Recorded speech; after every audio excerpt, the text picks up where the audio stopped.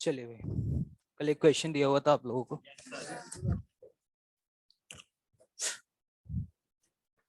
क्या था वही क्वेश्चन?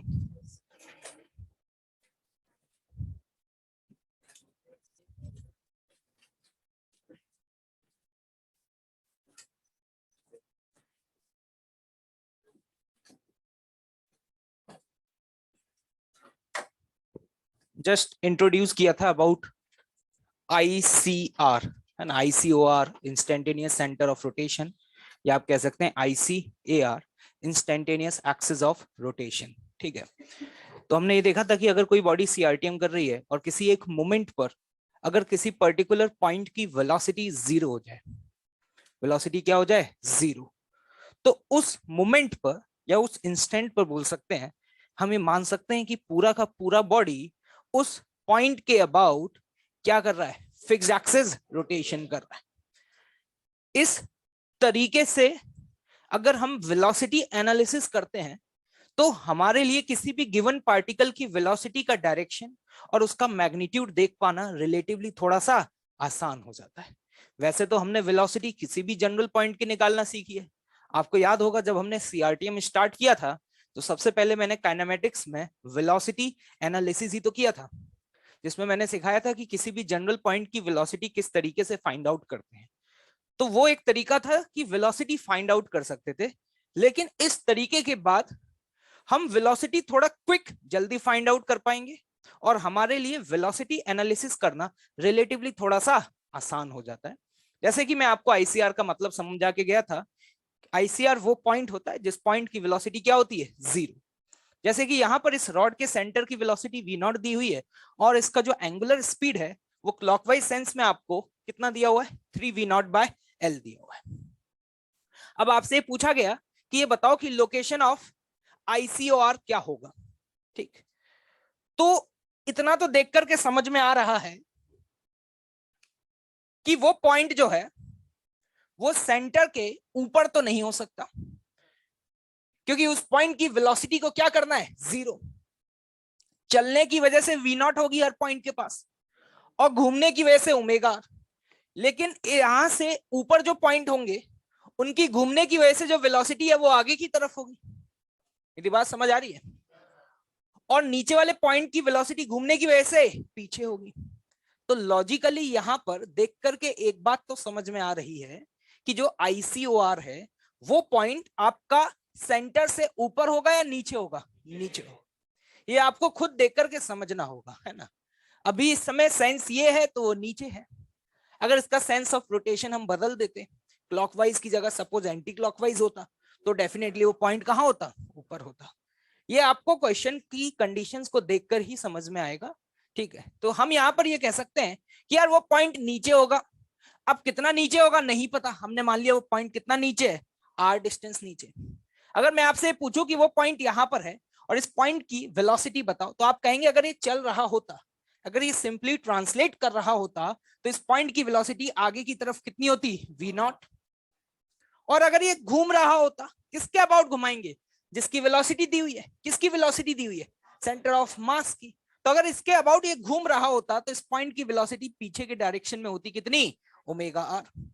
तो हम यहाँ पर ये कह सकते हैं कि पॉइंट P की जो वेलोसिटी है वो होगी V0 माइनस ओमेगा r, और इसे सिंपली हमें क्या करना है? जीरो। तो यहां से हम r की वैल्यू कैलकुलेट कर सकते हैं। r की वैल्यू आ जाएगी हमारी V0 बाय ओमेगा। ओमेगा की वैल्यू हमें दी हुई है, तो अगर इस वैल्यू को हम यहाँ पे सब्स्टिट्यूट कर दें तो ये कितना आ जाता है? L/3। मतलब सेंटर से L/3 डिस्टेंस नीचे होगा। ठीक है, अब देखना ध्यान से। आपको जैसे ये पॉइंट पता चल गया तो अब आप इस क्वेश्चन को इस मोमेंट पर बिल्कुल ऐसे ट्रीट कर सकते हैं जैसे कि ये आपके पास रॉड है, ये है आपका वो पॉइंट जो कि फिक्स्ड है, और आपको ये बात समझ में आ रही होगी कि ये पॉइंट सेंटर से L/3 दूरी पर है, तो यहां से दूरी कितनी होगी? कितनी? L/6। कितनी हो जाएगी? L/6। और ये ऊपर वाली जो पॉइंट है इसकी दूरी अगर निकालना चाहेंगे तो कितनी हो जाएगी? 5L/6। ठीक है, अब इस मोमेंट पर मैं ये मान सकता हूं कि ये पूरा का पूरा रॉड इस एक्सिस के अबाउट क्या कर रहा है? Fixed axis rotational motion perform कर रहा है। तो अब देखना, आपके लिए देखना बहुत आसान हो गया। तो इसके ऊपर लाए करने वाले सभी पॉइंट्स की वेलोसिटी आगे की तरफ होगी, और वो पॉइंट जो एक्सिस से जितना ज्यादा दूर है उसकी वेलोसिटी उतनी ही ज्यादा होगी, और ये कम होती जाएगी लीनियरली। अगर मैं आपसे पूछूं इस पॉइंट की वेलोसिटी बताओ, तो आप डायरेक्टली बता दोगे इस पॉइंट की जो वेलोसिटी है वो कितनी होगी, ओमेगा इंटू 5L/6। ओमेगा की वैल्यू आपको दी हुई है, दैट इज व्हाट 3V0/L। अगर इस वैल्यू को हम सब्स्टिट्यूट कर दें तो कितना आ रहा है 5V0/2। सही लिखा है क्या? और इसके नीचे लाई करने वाले सभी पॉइंट्स की वेलोसिटी इस इंस्टेंट पर कहां होगी, पीछे की तरफ होगी। जैसे जैसे आप सेंटर से दूर जाते जाएंगे वेलोसिटीज बढ़ती चली जाएंगी, और इस एंड पॉइंट की अगर आप वेलोसिटी पूछें तो आपको किसी भी पॉइंट की वेलोसिटी निकालनी है तो आप सिर्फ मुझसे एक ही सवाल पूछेंगे कि उसका डिस्टेंस ICOR से कितना है। आपने बताया जैसे कि यहाँ पे कितना L/6, तो आप तुरंत बताएंगे कि इस पॉइंट की जो वेलोसिटी है that will be omega into L/6। Omega की वैल्यू हमें पता है 3V0/L, तो अगर इस वैल्यू को हम यहाँ पे सब्स्टिट्यूट कर दें तो वैल्यू कितनी आ गई V0/2। तो देखो यार, अभी तुम्हें वेलोसिटी एनालिसिस करना बहुत आसान लग रहा है, आप बहुत आसानी से बता पा रहे हैं कि किन पॉइंट्स की वेलोसिटी आगे की तरफ है और किन पॉइंट्स की वेलोसिटी पीछे की तरफ है। ठीक है, जस्ट आपने जैसे ही उस पॉइंट P को फाइंड आउट कर लिया, उसके बाद ये सारी चीजें ऑब्जर्व करना आपके लिए क्या हो गया, आसान हो गया। और जस्ट इस पॉइंट की जो वेलोसिटी है वो वेलोसिटी क्या है, 0। क्या ये बात क्लियर है? काइनेटिक एनर्जी लिखनी है तो काइनेटिक एनर्जी लिखने का एक तरीका तो आपको याद ही होगा। एक तरीका तो ये हुआ करता था, kinetic energy of centre of mass half mv0² plus kinetic energy about centre of मास, जो कि क्या लिखते थे mL²/12 इंटू ओमेगा, और ओमेगा की वैल्यू क्या दी हुई है 3V0/L का होल स्क्वायर। एक तरीका ये है लिखने का जो कि हम जानते हैं, वेरी कॉमन मेथड। दूसरा तरीका बेटा यहाँ पर ये हाफ आई, लेकिन आई किसके अबाउट, एक्सिस ऑफ रोटेशन के अबाउट।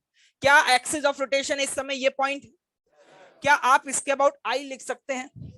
अगर आप आई लिखना चाहते हैं तो आपको यहाँ पे पैरेलल एक्सिस थ्योरम यूज करनी पड़ेगी। क्या यूज करना पड़ेगा, पैरेलल एक्सिस थ्योरम। आपको इसके अबाउट आई पता है तो आप इसके अबाउट कैलकुलेट कर सकते हैं। किस तरीके से लिखेंगे देखिएगा, ICM प्लस M, ये डिस्टेंस कितना है L/3, तो L/3 का whole square half I into omega square, और ओमेगा की वैल्यू 3V0/L का होल स्क्वायर।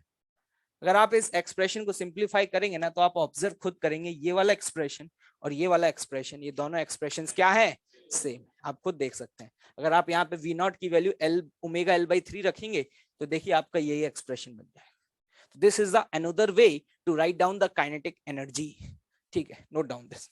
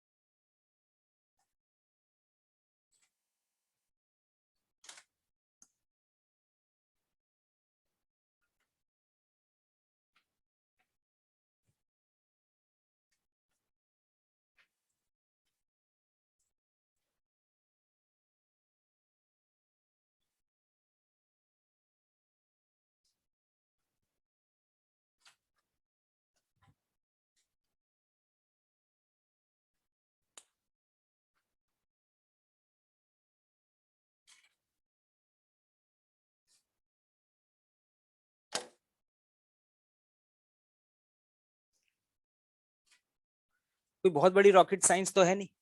अगर कभी भी आपसे ये पूछा जाए ICOR बता दो तो आप तुरंत समझ जाना हमें वो पॉइंट फाइंड आउट करना है जिस पॉइंट की वेलोसिटी क्या है, 0। ये एक अंदाज है नया पूछने का। अब इसका हमें बेनिफिट भी मिलेगा जो थोड़ी देर बाद समझ आने लग जाएगा। जैसे अगर मैं आपको ये सब नहीं सिखाता ICOR वगैरह, मैं आपसे सिर्फ ये पूछता कि यहाँ पर वो पॉइंट्स जिनकी वेलोसिटी आगे की तरफ होगी वो कहाँ कहाँ पर है, और वो पॉइंट जिनकी वेलोसिटी पीछे की तरफ होगी वो कहां कहां पर है। तो बिना आईसीओआर की इंफॉर्मेशन के आपके लिए निकाल पाना इतना इजी टास्क नहीं होता। उस केस में आप क्या करते, किसी भी एक जनरल पॉइंट की वेलोसिटी लिखते लिखते फिर उसमें कंडीशन लगाते कि ये वेलोसिटी आगे की तरफ है तो वो एक्सप्रेशन ग्रेटर देन 0, और अगर पीछे की तरफ है तो लेस देन 0। समझ में आया कि नहीं आया? लेकिन यहां पर आसान है आपके लिए, ठीक। देखिएगा, अब मैं आपको अलग अलग 3-4 सिचुएशंस बता रहा हूं जिसमें हम लोकेशन हम फाइंड आउट कर सकते हैं, और इसमें कोई बहुत बड़ी रॉकेट साइंस नहीं है भाई। देखना, हमारा मेन ऑब्जेक्टिव है location of ICOR find out करना। केस नंबर 1, केस नंबर 1 क्या है? सपोज मेरे पास ये कोई बॉडी है, ठीक।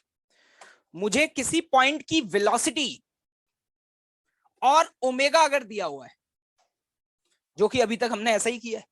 आपको याद होगा जो क्वेश्चन मैंने आपको दिया था उसमें ऐसा ही तो किया था, सेंटर ऑफ मास की वेलोसिटी दे दी थी और बॉडी का ओमेगा दे दिया था, और उसके बाद मैंने लोकेशन ऑफ ICOR पूछा था। अरे पूछा था या नहीं? देखिएगा ध्यान से। तो अगर ऐसी सिचुएशन है आपके सामने कि वेलोसिटी दी हुई है, ओमेगा दिया हुआ है, और वो आपसे पूछ रहा है लोकेशन बता दो, तो पहली बात हमेशा याद रखना, अगर आपको वेलोसिटी दी हुई है तो आप एक लाइन ड्रॉ करेंगे जो कि उस वेलोसिटी के क्या होनी चाहिए, परपेंडिकुलर। क्या बोला मैंने? Just draw a line which is perpendicular to the velocity. इस बात की गारंटी है कि ICOR हमेशा इसी लाइन पर लाई करेगा। ऐसा क्यों बोल पा रहा हूं? क्योंकि आपको पता है आर और वी के बीच का एंगल कितना होना चाहिए, 90 डिग्री। मानते हो इस बात को? तो ऑब्वियस सी बात है, ये अगर वेलोसिटी है और you want to find the location of ICOR, तो एक बात की गारंटी तो मैं ले सकता हूं कि just draw line which is perpendicular to the velocity.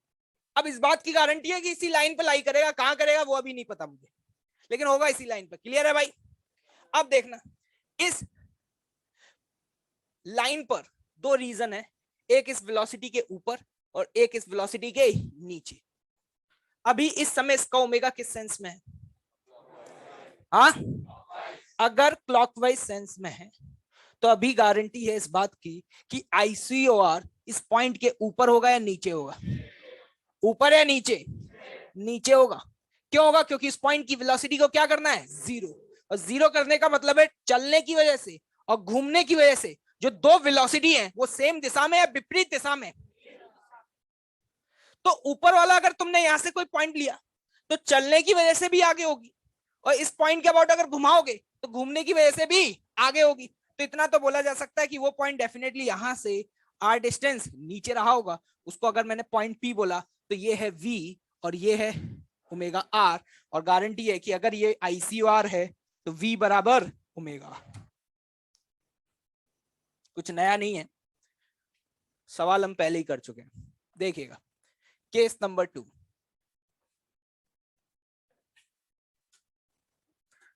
जरूरी थोड़ी ना कि हर बार वेलोसिटी और ओमेगा दिया हो। सपोज अभी आपको इस बॉडी के ऊपर दो पॉइंट्स, पॉइंट नंबर 1 और पॉइंट नंबर 2, देखिएगा ध्यान से। पॉइंट 1 की वेलोसिटी है V1 और पॉइंट 2 की वेलोसिटी है V2। क्वेश्चन में ये गिवन है कि पॉइंट 1 और 2 का जो वेलोसिटी वेक्टर है वो दोनों पैरेलल है। क्या है भाइयों? पैरेलल। पहली इंफॉर्मेशन तो ये देख करके समझ में आ रहा है, और साथ ही साथ ये भी गिवन है कि जो V1 है वो V2 से ज्यादा है। ऑब्वियस सी बात है, कोई एक कम या कोई एक ज्यादा हो सकता है। तो अगर V1 is greater than V2, ये भी गिवन है। और इन दो पॉइंट्स जिनकी वेलोसिटी दी हुई है इनके बीच का सेपरेशन कितना है, L, ये दे दिया। क्या किया भाई? जल्दी बताओ फटाफट, क्या किया गया? एक रिजिड बॉडी के ऊपर कोई भी दो पॉइंट्स की वेलोसिटी हमें दी हुई है, और वो वेलोसिटी जो है वो एक दूसरे के क्या है, पैरेलल, और उन दो पॉइंट्स के बीच का जो सेपरेशन है वो आपको क्या दिया हुआ है, L दिया हुआ है। ये इंफॉर्मेशन यहां दी हुई है, ठीक है। अब आपसे पूछ रहा है लोकेशन ऑफ ICOR बता दो। देखना ध्यान से, सबसे पहले पहला स्टेप क्या करना चाहिए? क्या मैं यहां पर एक लाइन ड्रॉ कर लूं जो परपेंडिकुलर होगी? ये परपेंडिकुलर लाइन यहां पर 3 जोन में डिवाइड कर रही है। एक जोन कौन सा है? 0.1 के ऊपर, एक जोन है 0.1 और 2 के बीच में, और एक जोन है 0.2 के नीचे। कितने जोन है टोटल? 3 जोन है। अब सबसे पहले हमें यह सोचना जरूरी है कि ICOR किस जोन में आएगा। आपको क्या लगता है? अगर ये जोन 1 है, ये 2 है, ये 3 है, तो जोन 1, 2 और 3 किस में आना चाहिए? 1 में, 2 में। कितने लोग कहते हैं कि 1 में होना चाहिए?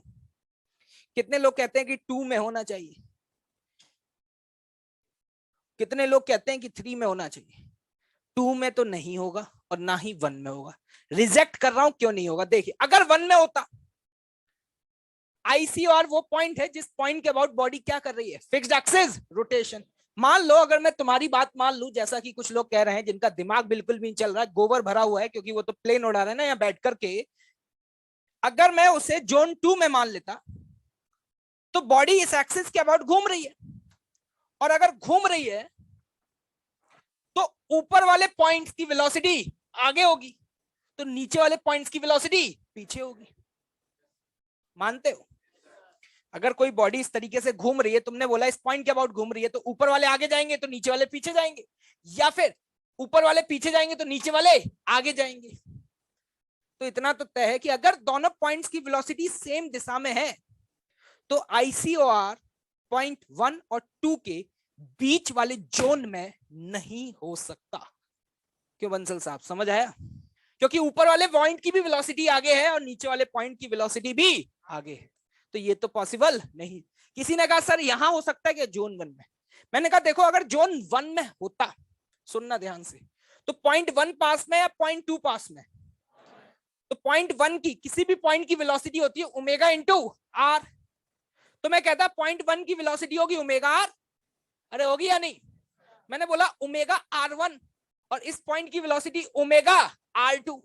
लेकिन यहां पर क्वेश्चन में साफ साफ गिवन है कि 1 की ज्यादा है, 2 की ज्यादा है? 1 की ज्यादा है।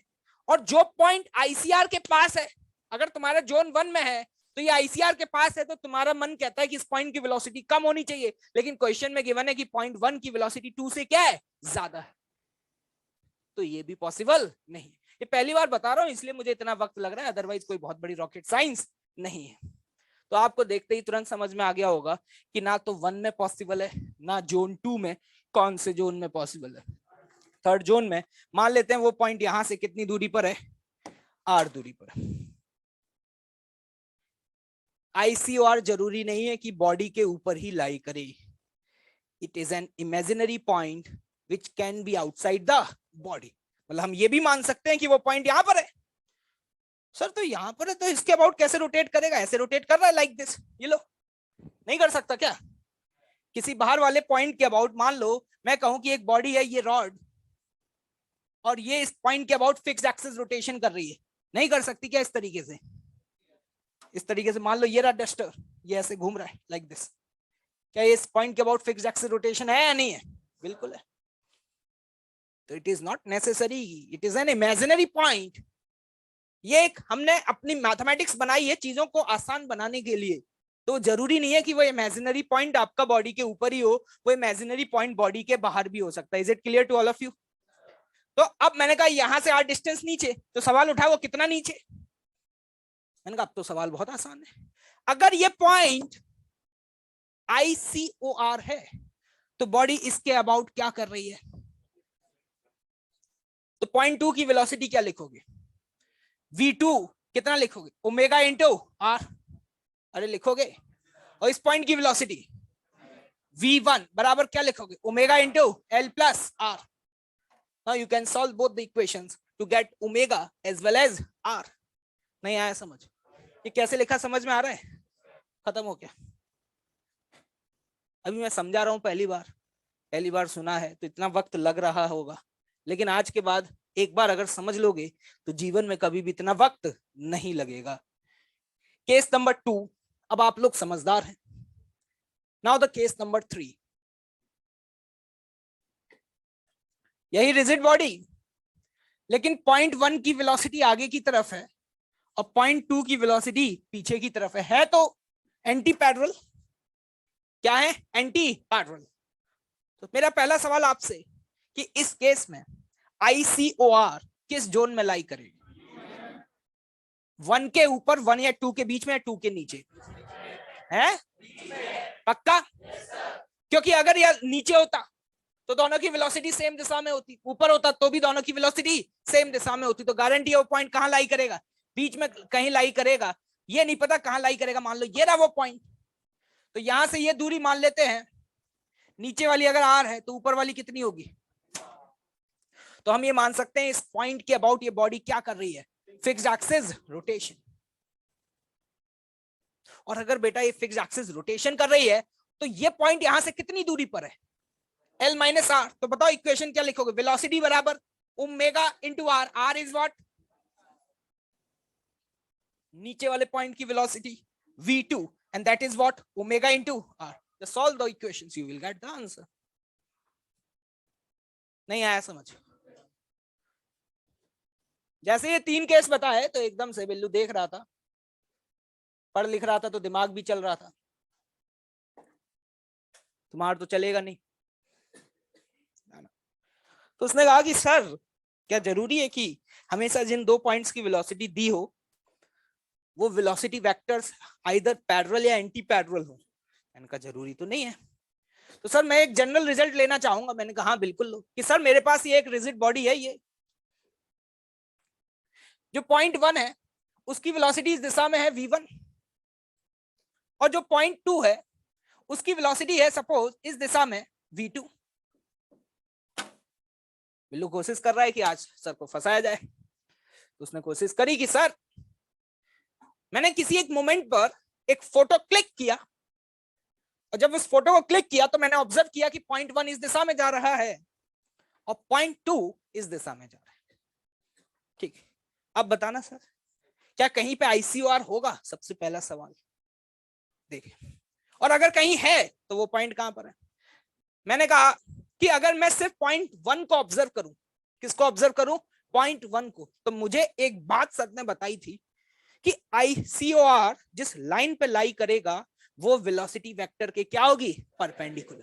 क्योंकि ICOR वो पॉइंट होता है जिस पॉइंट के अबाउट वो बॉडी फिक्स्ड एक्सिस रोटेशन कर रही है, और अगर वो फिक्स्ड एक्सिस रोटेशन कर रही है तो हर पॉइंट सर्कुलर मोशन कर रहा है, और अगर हर पॉइंट सर्कुलर मोशन कर रहा है तो रेडियस वेक्टर और वेलोसिटी वेक्टर दोनों एक दूसरे के क्या होते हैं? Mutually perpendicular.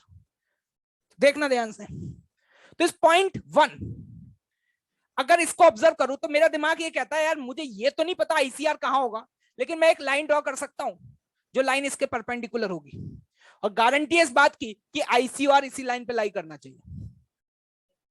सोच लो, मुझे एग्जैक्ट लोकेशन तो नहीं पता, लेकिन इतनी गारंटी दे सकता हूं कि मैं एक लाइन ऐसी ड्रॉ करूंगा जो कि इस वेलोसिटी वेक्टर के क्या हो? परपेंडिकुलर। ICR इसी लाइन पे लाई करेगा। मैंने कहा ठीक है, okay. Now come to the point 2। एक बार में एक ही पॉइंट को देखो, दूसरे को भूल जाओ। एक बार में एक ही पॉइंट को देखो, दूसरे को भूल जाओ।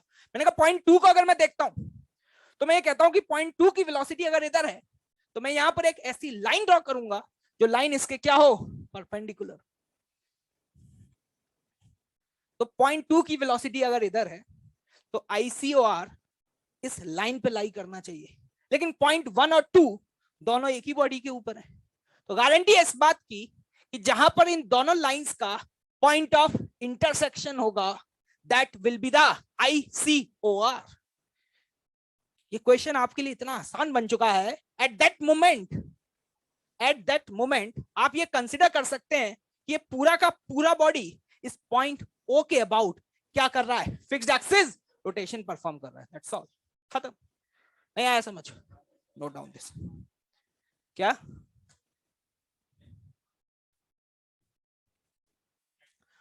ICOR ना हो वो सिर्फ और सिर्फ तभी पॉसिबल हो सकता है जब V1 और V2 दोनों एक दूसरे के पैरेलल हो और बराबर हो। मतलब बॉडी सिंपली ट्रांसलेट करे। अगर V1 की वैल्यू V2 के बराबर हो जाती तो ये बॉडी बिल्कुल सीधी जा रही होती। मानते हैं उस बात को? और अगर सीधी जा रही होती तो ये सिंपल ट्रांसलेशनल मोशन होता। क्या होता? सिंपल। तो ICOR सिर्फ तभी नहीं होगा जब बॉडी सिंपली क्या कर रही है? ट्रांसलेट कर। अगर सीआरटीएम कर रही है तो होगा ही होगा। Note down. पहली बार दिख रहे हो? कल भी आए थे? कहाँ बैठे थे? किस बैच में हो? ऑनलाइन में मुझसे ही पढ़े हो? नहीं,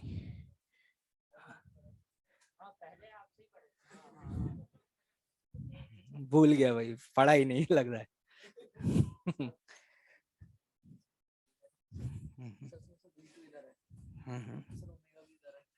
ओमेगा ऐसे होगा ना, अगर ऊपर वाले वेलोस ऐसे होगा ना, ओमेगा ऐसे।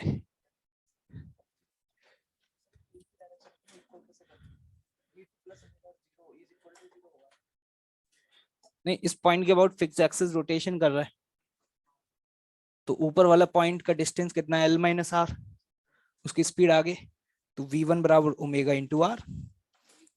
और नीचे वाले पॉइंट को देखेगा, यहाँ से डिस्टेंस कितना है? आर, इसकी स्पीड कितनी है? V2, तो V2 बराबर ओमेगा आर। सर्कुलर मोशन पड़ा है, किसी भी पॉइंट की स्पीड कितनी होती है? Are omega. वो आर क्या होता है? Distance from the centre.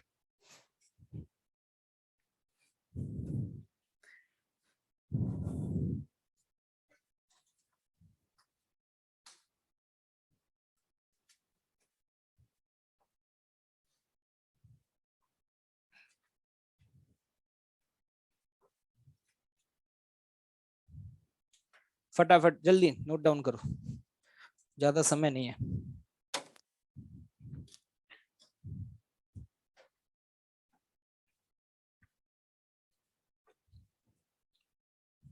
अब तुम्हारे प्लेन तो मैं उड़वाऊंगा, रुक जाओ, चिंता मत करो, अच्छे से उड़ेंगे अभी क्लास के बाद, ठीक है? बहुत बड़े सरताज हो गए हो ना बेटा, हंस और रहना लायक।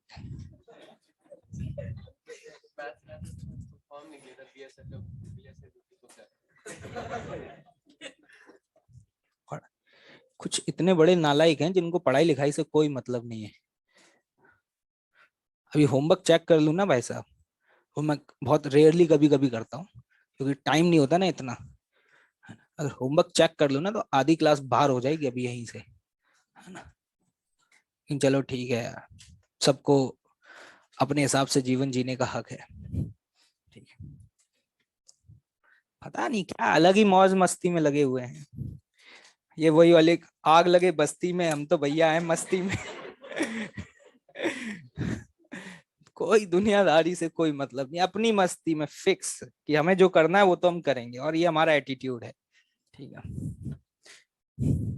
मतलब ऐसी ऐसी मेरे पास कंप्लेन्स आती है कि कभी कभी मुझे भी शर्म आ जाती है कि मैं किन लोगों को पढ़ाता हूँ।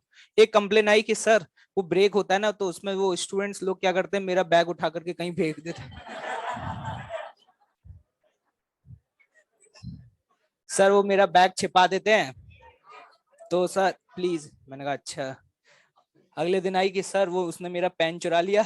कभी कभी शर्म आती है यार, मतलब मुझे डर ये लगता है कि घर वाले ना देख ले मैसेज, नहीं तो विश्वास उड़ जाएगा, उनको तो लगता है कि पता नहीं क्या कर रहे होंगे, पेन चुरा लिया, कॉपी चुरा ली।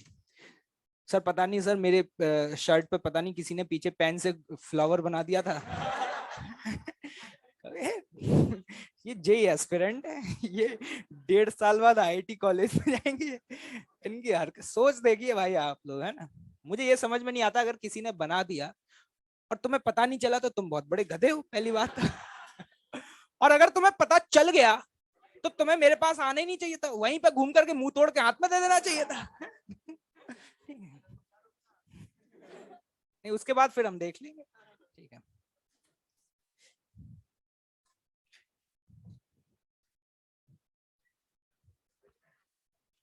देखो, किसी से पंगा वंगा लेना हुआ करे ना तो ज्यादा सोचा मत करो, पहले ले लिया करो, ठीक है? मामला उसी टाइम पे मजा आता है, और फिर मामला अगर ज्यादा बढ़े तो फिर हम हैं, मतलब हमें तब बुलाया करो जब बिल्कुल होता है ना, बिल्कुल हाई आउट ऑफ कंट्रोल, बिल्कुल होता है ना ब्लैक कमांडोज, है ना? जब सिचुएशन बिल्कुल एक्सट्रीम पहुंच जाए तभी हमें याद किया करो, ये छुटमुट चीजों में हमें बिल्कुल भी याद मत किया करो, ठीक है? ठीक है? जब बिल्कुल ऐसा लगे कि अब हमारे बस में नहीं है, अब हम कुछ नहीं कर पाएंगे, तब याद किया करो कि अब गुरु, अब छोटी छोटी हरकतों में याद करते हो, फिर क्या होता है कि कभी सीरियस मैटर भी होगा ना, तो वो भी सीरियस नहीं लगेगा, ठीक है? होता ना स्पेशल कमांडोज, तो वही है हम तो यार, मतलब है ना, तो हमें तभी याद किया करो तुम लोग।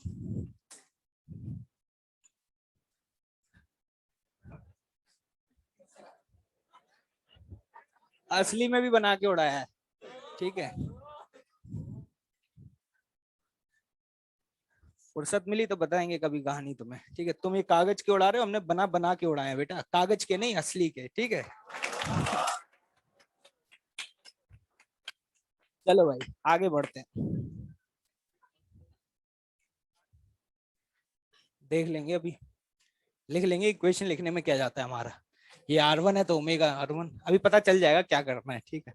बस तुम ये याद रखो, ठीक है भाई। मेरी तरफ से तो ICOR खत्म हो चुका है, कॉन्सेप्ट जो सिखाने थे वो मैंने सिखा दिए हैं। छोटे छोटे सवाल करेंगे, मैं क्वेश्चन लिखूंगा, तुम खड़े हो जाओ बेटा, तुम रोड स्टार। कहाँ थे कल तुम, तुम्हें कल हमारा मन ही नहीं लगा पढ़ाने में? पूछो इनसे कितनी बार याद किया तुमने? हाँ हाँ, तब अबे ऐसा क्या, तबीयत सही नहीं था? हाँ? अबे तुम लोग चुप रहा करो, है? तुम्हें कुछ बताने का कोई हक है कि नहीं? तुम सब्जी मंडी मुंह मत खोला करो। तुम्हारी तबीयत ज्यादा खराब नहीं हो जाती है? कल ज्यादा हो गई थी? तो कितनी बार बोले हैं भाई, ठंड का तुम्हारे पास इलाज नहीं है? अभी मिल लेना बाहर आकर के, बता दे। ठंड लग गया था भाई। चलो भाई क्वेश्चन करते हैं, ठीक है। ठंड का इलाज तो तुम्हारे आस पड़ोस वाले भाई बंधु बता देंगे, देखो बोतलें देखो इनके पास।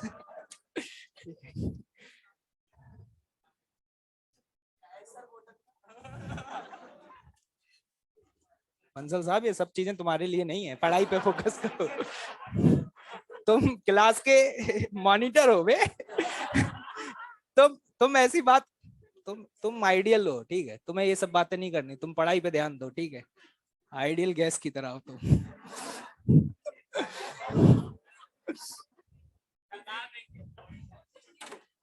मुंह बंद बिल्कुल, है ना, आवाज नहीं आनी चाहिए, ठीक है। ये पॉइंट ए और ये पॉइंट बी। पॉइंट ए की speed 4 metre per second, point B की स्पीड 1 मीटर पर सेकेंड। इन दो पॉइंट्स के बीच का जो सेपरेशन है वो है 2 मीटर। कितना है भाई? 2 मीटर, ठीक है भाई। ये रॉड के दो एंड पॉइंट्स की किसी इंस्टेंट पर वेलोसिटी हमें दी हुई है, ठीक। आपको ये बताना है, find a part, location of ICOR from point B. Point B से कितनी दूरी पर होगा ICOR, ठीक है। B point, angular speed of rod, angular speed of rod. जल्दी कर लो फटाफट, लिख लो, बस तुम्हारा कॉन्फिडेंस बढ़ाने के लिए सवाल दिया है, मेरा मत बढ़ा देना।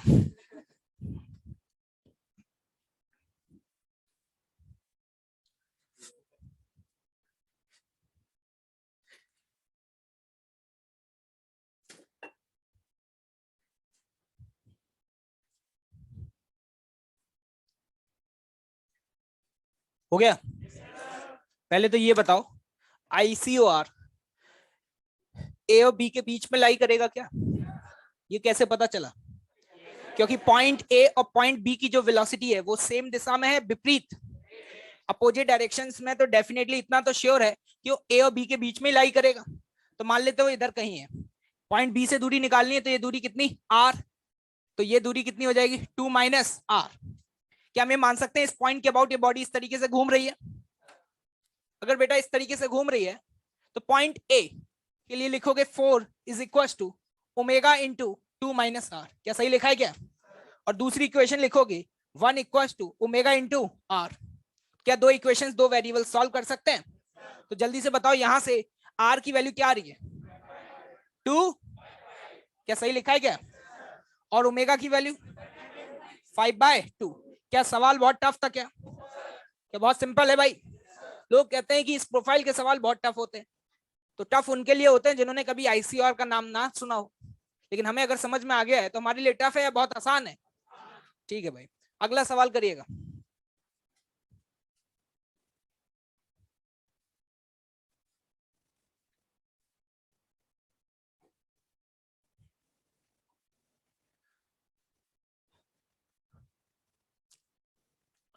मैं माइक वाइक फेंक के बाहर गया क्लास के, है ना, थोड़ा मैंने देखा ट्रेलर दिखाया जाए इन्हें, तो मुझे लगा भाई लोग डरेंगे, और फिर क्लास के बाहर कोई आएगा रिक्वेस्ट करेगा, नहीं सर प्लीज क्लास तो लीजिए। भाई मैं 5 मिनट तक बैठा रहा। मैंने काउंटर से पूछा कोई निकला, कहता कोई नहीं। भाई मैंने कहा गजब बेइज्जती है यार।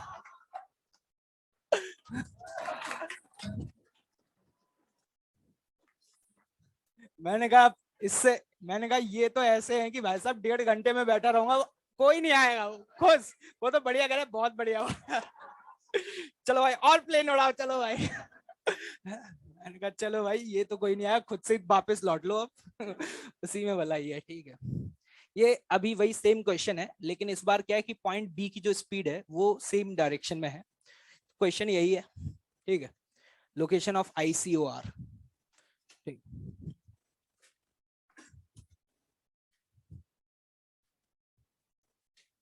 वही है, सेम क्वेश्चन है, क्वेश्चन सेम है, पॉइंट बी।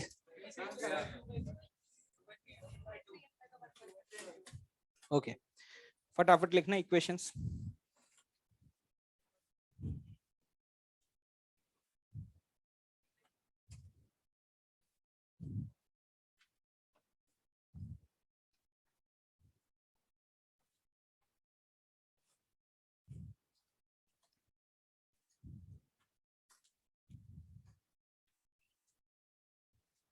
हो गया? अच्छा एक बात बताना फटाफट, सवाल का आंसर तो 2 मिनट में निकल आता है, बस ये बता दो आईसीआर कहाँ होगा, ए और बी के बीच में होगा क्या?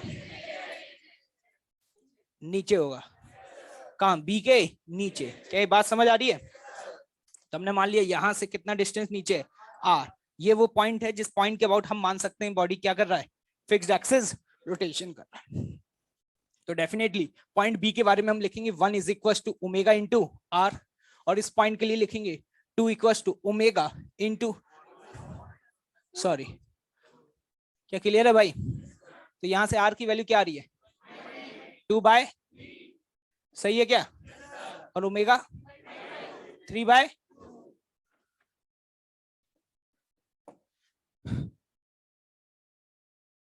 आसान है टफ है? बहुत आसान है भाई, कोई रॉकेट साइंस नहीं है, ठीक है। लेकिन याद रखना है कि ये मेथड आपको सिर्फ वेलोसिटीज, ओमेगा या काइनेटिक एनर्जी निकालने के लिए ही लगाना है। इस मेथड को आप एक्सेलरेशन वगैरह निकालने के लिए यूज ना करें, क्योंकि आईसीआर वो पॉइंट होता है जिसकी वेलोसिटी 0 होती है, और वेलोसिटी 0 होने का मतलब ये बिल्कुल नहीं होता कि उसका एक्सेलरेशन भी 0 हो। तो याद रखना, for acceleration analysis we don't use the concept of ICOR. लिखो, ये लिखो पहले ये स्टेटमेंट, मुझे याद आ गया, लिखवाया था ये statement. For velocity analysis, for velocity analysis and kinetic energy calculation, for velocity analysis and kinetic energy calculation, we can use the concept of ICOR. We can use the concept of ICOR,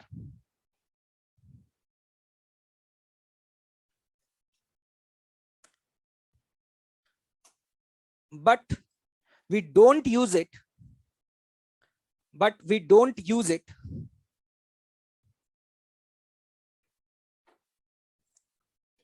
for acceleration analysis.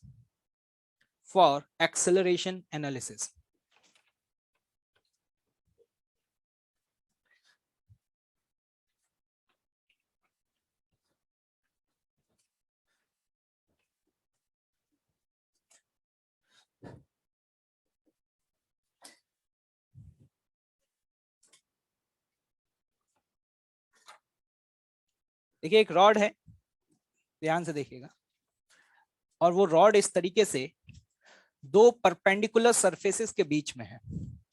ठीक, ये जो angle है आपको ये 37 degree दिया हुआ है। Rod का जो मास है वो 2 kg है और जो लेंथ है वो 5 मीटर है। ठीक, ये जो एंड पॉइंट है इस एंड पॉइंट को सपोज बी बोल देते हैं और ये जो एंड पॉइंट है इसको सपोज क्या बोल देते हैं, ए। एक मोमेंट पर जब ऑब्जर्व किया गया तो ये देखा गया कि ये जो रॉड है ना, रॉड वो इस तरीके से स्लाइड होते हुए नीचे आ रही है।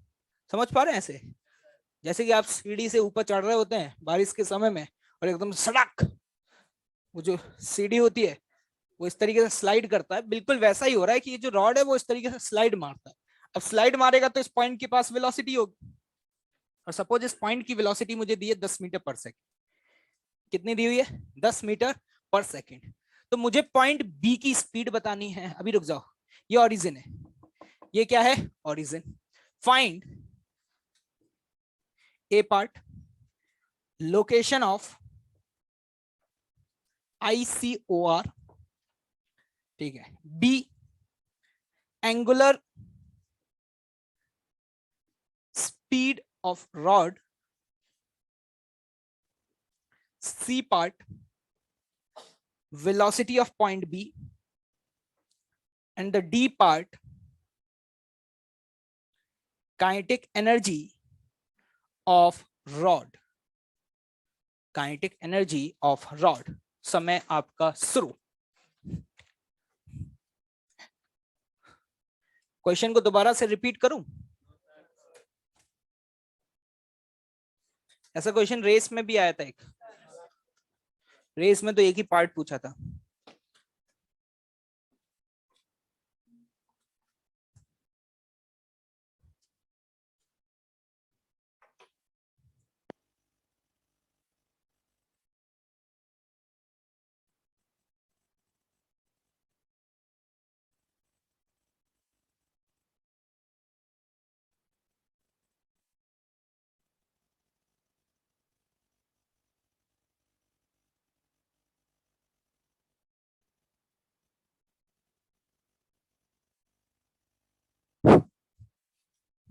सवाल वॉल सॉल्व नहीं करते तुम? कब करते हो?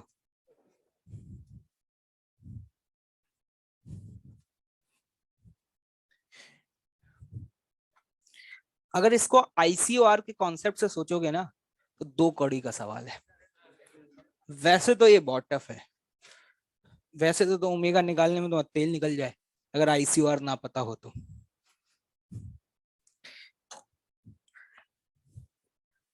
पहला पार्ट तो हो जाना चाहिए था। कितने लोगों का पहला पार्ट हो गया? Okay, wonderful. जब देखिएगा ध्यान से, एक बात बताओ, अगर इस पॉइंट की वेलोसिटी इधर है और मैं आपसे पूछूं लोकेशन ऑफ ICOR बताओ, तो कौन सा केस कौन सा है ये? 1 2 3 या 4? समझ में आ रहा है? देखो टोटल 4 केस पड़े थे। केस नंबर 1 पे तो सवाल मैंने कल ही दे दिया था, और केस 2 और 3 पर सवाल मैंने अभी 2 करा दिए। ये केस नंबर 4 जिसमें जिन 2 पॉइंट्स की हम बात कर रहे हैं, जिसमें से एक पॉइंट की वेलोसिटी पता है और डायरेक्शन भी पता है, दूसरे पॉइंट का डायरेक्शन तो पता है लेकिन मैग्नीट्यूड नहीं पता। क्या ये दोनों वेलोसिटी पैरेलल हैं क्या? नहीं। तो कौन सा केस है? 4। ICOR की लोकेशन निकालने का तरीका होता है कि अगर वेलोसिटी इसकी इस दिशा में है तो ICOR क्या इसके परपेंडिकुलर लाइन पे लाई करेगा, और अगर इसकी वेलोसिटी इस दिशा में है तो ICOR क्या इसकी परपेंडिकुलर लाइन पे लाई करेगा? अरे नहीं आया? तो एक बात बताओ, जहां पे इन दोनों लाइंस का पॉइंट ऑफ इंटरसेक्शन होगा क्या वो पॉइंट ICOR है या नहीं है? आपको समझ में आ रहा होगा, रॉड की लेंथ है 5 मीटर। कितनी है? 5। ये लेंथ होगी 5 cos 37, तो कितनी होगी बेटा? 4 मीटर। और ये लेंथ होगी 5 sin 37 and that is what? 3 metre. तो आपसे अगर मैं ये पूछूं कि इस पॉइंट के कोऑर्डिनेट्स बता दो, तो 4,3। क्या ये समझ में आया? अब ये सवाल आपके लिए बहुत आसान है, जरा देखिएगा ध्यान से। इस मोमेंट पर मैं ये मान सकता हूं कि ये रॉड इस एक्सिस के अबाउट इस तरीके से रोटेट कर रही है। मान सकते हैं नहीं? तो जरा ध्यान से देखना, लोकेशन तो पता चल गई 4,3। अब एक बात बताओ, इस पॉइंट की स्पीड कितनी है 10 और ये दूरी कितनी है 3, कितनी है 3। अगर मुझे ओमेगा कैलकुलेट करना है, क्या कैलकुलेट करना है ओमेगा, तो v बराबर ओमेगा इंटू आर लिखा जा सकता है क्या? देखो कैसे देख रहे हैं, देखो, अरे नहीं आया तो बताना ओमेगा कितना आ जाएगा, और आर की वैल्यू कितनी है 3, तो ओमेगा कितना आ गया 10/3 रेडियन पर सेकेंड। अरे कोई गरीब है जिसको समझ आया हो? इस पॉइंट की निकालनी है, तो इस पॉइंट का यहां से डिस्टेंस कितना है बेटा, तो देखना पॉइंट बी की स्पीड लिखने का तरीका क्या है। ओमेगा, ओमेगा निकाल चुके हैं, ओमेगा तो रॉड के हर पॉइंट का सेम होगा ना, याद आ रहा है lecture number 1, omega into r, लेकिन r is what 4, that is what 40/3 metre per second. नहीं आया समझ? अब आया काइनेटिक एनर्जी ऑफ रॉड। तो देखो काइनेटिक एनर्जी लिखने का मैं तरीका आपको याद दिलाना चाहूं, हाफ आई किसके about, ICOR into omega square किया जा सकता है। अरे हाँ है ना, तो इसका मतलब है कि मुझे इस रॉड का मोमेंट ऑफ इनर्शिया किस एक्सिस के अबाउट निकालना होगा, इसके अबाउट। लेकिन इसके अबाउट कैसे निकालें? Parallel axis theorem. कौन सी थ्योरम? Parallel axis theorem. क्या मुझे उस एक्सिस के अबाउट पता है जो सेंटर से पास करे और परपेंडिकुलर हो? अरे पता है, कितना होता है m, पक्का? और मुझे निकालना इसके अबाउट है, और इसके बीच का ये डिस्टेंस ये कितना होगा, ये आराम से देखना, ये एक रेक्टेंगल है जिसका ये डायगोनल 5 था, तो ये भी डायगोनल 5 होगा, तो अगर ये 5 होगा तो ये डिस्टेंस 5/2 होगा। देखो देखो कैसे देख रहे हैं, अबे कवाड़ियों को समझ आ रहा है? तो जल्दी से बताना, मैं लिखने जा रहा हूं एक्सप्रेशन, बताना मुझे, मदद करना थोड़ी सी। हाफ आई लिखेंगे, मास दिया हुआ है क्या, mL²/12 ICM plus MD², D की वैल्यू कितनी 5/2 का स्क्वायर। क्या ये मैंने सही लिखा है? सहमत हो? Half I about the axis of rotation into omega, omega square, omega की वैल्यू कितनी है? नहीं आया समझ? अगर कोई आपसे ये पूछ लेता कि सेंटर ऑफ मास की स्पीड बताओ, क्या बता देते? VCM। कैसे?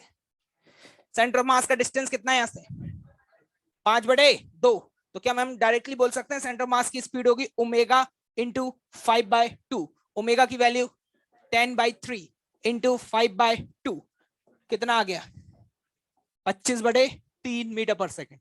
देख लेना भाई मैंने सही लिखा है या नहीं लिखा है। This is the way, star mark कर लेना इस क्वेश्चन को, बहुत बार अलग अलग रूप में तुम्हारे सामने आएगा।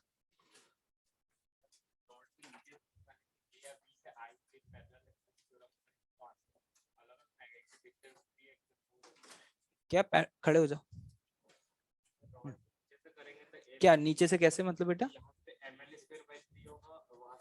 पैरेलल एक्सिस थ्योरम लगाना जब सिखाया था, 2 लगाएंगे यहीं पे घुमा करके, रोटेशन खत्म हो गया है, किसी भी एक्सिस को शिफ्ट कर रहे हैं। पैरेलल एक्सिस थ्योरम में हम इस एक्सिस को शिफ्ट करते थे जो कहां से पास होती थी, सेंटर ऑफ मास। खौफ देख रहे हो? हाँ भाई,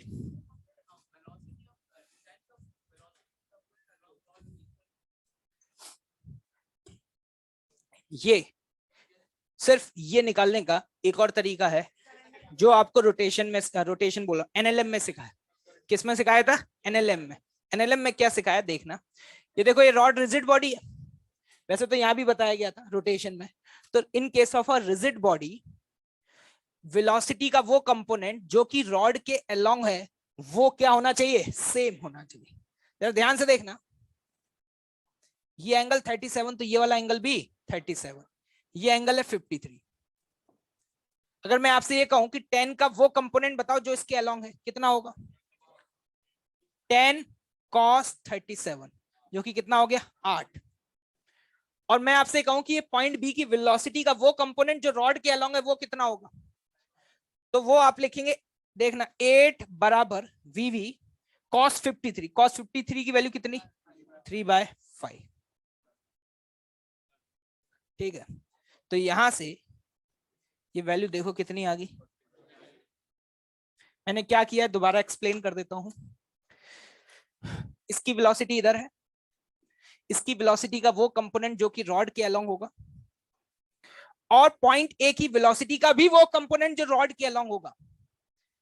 ये दोनों कंपोनेंट सेम होने चाहिए अगर ये रिजिड बॉडी है तो, क्योंकि रिजिड बॉडी का मतलब इसकी लेंथ चेंज नहीं होगी। मानते हो? ये पॉइंट बी की वेलोसिटी जो ये लेंथ को कम करने की कोशिश करेगा, ये लेंथ को बढ़ाने की कोशिश करेगा, ना तो लेंथ बढ़ेगी ना घटेगी। तो इसके अलोंग वाला जो कंपोनेंट है इसका और इसका क्या होगा, सेम। तो ऐसे पॉइंट बी निकाल सकते हो। ठीक है, लेकिन ओमेगा निकालने के लिए तो ऑब्वियस सी बात है आपको आईसीओआर की हेल्प लेनी ही पड़ेगी। क्या? हाँ, वो दूसरे तरीके से कर सकते हैं बिल्कुल। इन दो पॉइंट्स की वेलोसिटी पता है तो ओमेगा कैसे निकालेंगे, इसके फ्रेम में इसका v परपेंडिकुलर अपॉन r। ठीक है, क्या भाई क्लियर है भाई? समझ में आया आईसीआर का कॉन्सेप्ट? आईसीआर अगर आपको फाइंड आउट करना आता है तो इस प्रोफाइल के सवाल आपके लिए रिलेटिवली टफ होते हैं, आसान हो जाते हैं।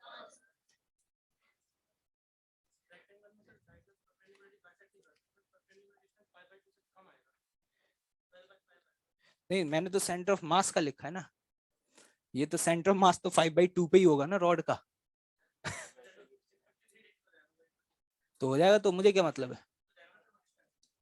अरे पहली बात तो 90 पे बाइसेक्ट नहीं करते हैं, किसने सिखाया तुम्हें? मैं मिनिमम क्यों लूंगा? मुझे तो सेंटर ऑफ मास का डिस्टेंस लेना है, मिनिमम क्यों लूंगा? मैं क्या ये पूछ रहा हूँ यहां से पर मिनिमम डिस्टेंस कितना होगा? यहां से क्या मैंने तुमसे मिनिमम डिस्टेंस पूछा है? हाँ, वो तुम्हारी बात सही है, अगर मिनिमम डिस्टेंस पूछा जाता तो वो ये नहीं होगा। मैंने तो सेंटर ऑफ मास का डिस्टेंस पूछा है, तो सेंटर ऑफ मास तो रॉड के सेंटर पे ही होगा और उसका डिस्टेंस तो 5/2 ही होगा। ठीक, समझ नहीं आया कुछ लोग क्या बोल रहे हो? एक्चुअली में ये आपको पता होना चाहिए कि क्या पता होना चाहिए, फालतू की बात है। चलो ठीक है, जबरदस्ती क्यों कंफ्यूज करो। ठीक है, क्या आगे बढ़े भाई? रेक्टेंगल के डायगोनल 90 पे बाइसेक्ट नहीं करते, पता है ना ये? ठीक है, दैट्स ऑल। कुछ नहीं पता होना चाहिए। और क्या आगे बढ़ूं भाई? ठीक है, चलिए नेक्स्ट क्वेश्चन।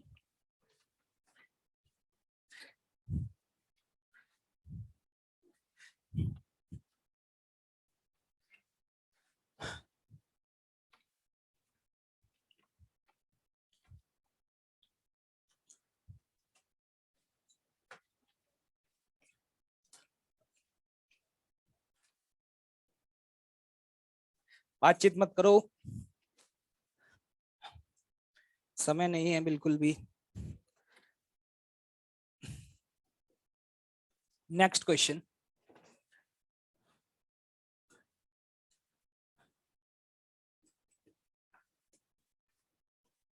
एक डिस्क, इसका मास m है, रेडियस r है।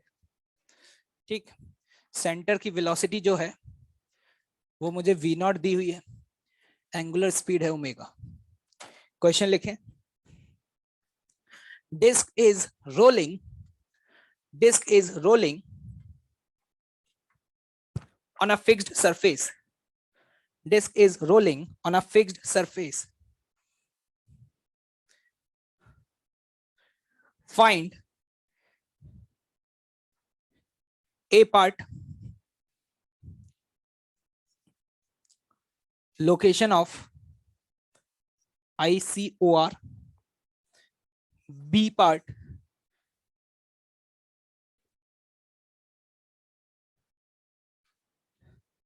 speed of points A, B and C. A, B और C पॉइंट्स आप देख पा रहे होंगे। ठीक है, speed of a point A, B and C। देखना जरा ध्यान से, ठीक है, कोई बहुत बड़ी रॉकेट साइंस नहीं है।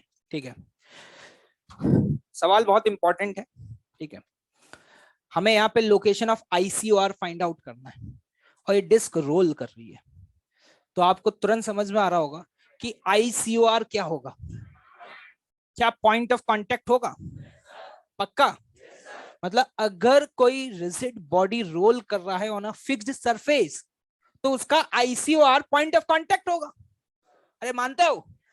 तो मतलब ये बॉडी CRTM कर रही है, रोलिंग कर रही है, लेकिन मैं ये बोल सकता हूं इस मोमेंट पर ये बॉडी इसके अबाउट ओमेगा से घूम रही है, और ओमेगा की वैल्यू कितनी है? V0/R। क्या क्लियर है भाई? तो अगर कोई मुझसे बोलता है कि लोकेशन ऑफ ICOR बता दो, तो मैं डायरेक्टली बोल सकता हूं ये है पॉइंट ऑफ कांटेक्ट। क्या है भाइयों? Point of contact. देखना, वैसे तो मुझे पॉइंट A, B और C की स्पीड निकालनी आती है, ऐसा सवाल मैंने किया है या नहीं किया? लेकिन अब मैं ICOR की हेल्प से आपको बताना चाह रहा हूं, है ना। मैंने कहा यार भाई साहब पॉइंट A की स्पीड बताना, तुम्हारा सिर्फ मुझसे एक सवाल होगा, डिस्टेंस बताओ। मैंने कहा कहां से? ICOR से। तुमने कहा यहां से डिस्टेंस कितना है? 2R। जैसे मैंने 2R बोला, तुमने कहा कि वेलोसिटी होगी ओमेगा इंटू 2R। ओमेगा की वैल्यू V0/R, तो ये वैल्यू कितनी होगी? 2V। मैंने कहा ले जाओ। नहीं आया? अब उसने बोला भाई साहब पॉइंट बी की स्पीड बताओ। मैंने कहा डिस्टेंस बताओ, ये डिस्टेंस कितना है? क्या दिखाई दे रहा है? डिस्टेंस √2R है। तो मैं गारंटी से बोल सकता हूं कि इस पॉइंट की जो वेलोसिटी है, क्या वो इस डायरेक्शन में होगी? कैसे डायरेक्शन कैसे डिसाइड किया? R और V दोनों एक दूसरे के क्या होने चाहिए? परपेंडिकुलर। और इस पॉइंट की स्पीड होगी ओमेगा, देखना ध्यान से, ओमेगा इंटू √2R। क्या ओमेगा की वैल्यू पुट कर दूं तो वैल्यू कितनी आ गई? √2V। नहीं आया? समझ आ रहा है? अगर मैं इस पॉइंट की बात करूं, देखना ध्यान से, इस पॉइंट की, क्या ये पॉइंट भी यहां से √2R दूरी पर है? अगर बॉडी इसके अबाउट ओमेगा से घूम रहा है, इस पॉइंट के अबाउट, तो जल्दी से बताना इस पॉइंट की स्पीड कितनी लिखोगे? क्या इसकी भी √2V0 ही आएगी? एक झटके में बता सकती हूँ। और ये एंगल कितना होगा? 90 डिग्री। क्या ये क्लियर है? ठीक है, अब देखना, सी पार्ट लिखना। Number of points having speed same as COM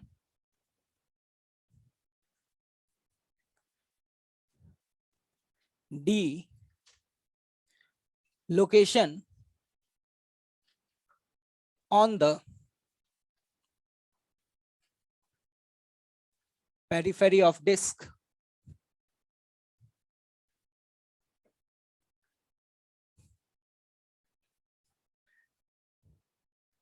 number of points having speed in horizontal direction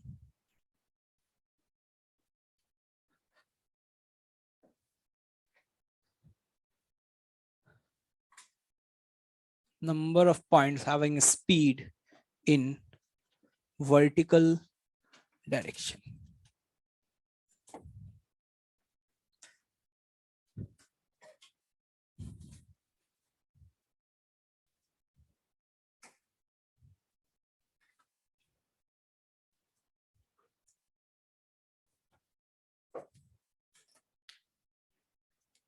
C part का आंसर क्या आएगा? ऐसे पॉइंट्स जिनकी स्पीड सेंटर ऑफ मास की स्पीड के बराबर है। हाँ, 1 या 2 या 3? हाँ, इनफाइनाइट। देखते हैं, लोग कह रहे हैं इनफाइनाइट पॉइंट्स होंगे। एक बात बताओ, क्या मैं इसको फिक्स्ड एक्सिस मान सकता हूं? जो सेंटर ऑफ मास है वो यहां से कितनी दूरी पर है? हाँ, इसकी स्पीड कितनी है? V0। अगर मैं इसको सेंटर और इसको रेडियस मानते हुए एक आर्क ड्रॉ कर दूं, क्या ड्रॉ कर दूं? आर्क। देखना ध्यान से, ये लो, ये मैंने एक आर्क ड्रॉ कर दिया। ये जो आर्क ड्रॉ किया है, ये कैसे ड्रॉ किया है? यहां पे रखा आर। क्या हर पॉइंट की दूरी r है या नहीं है?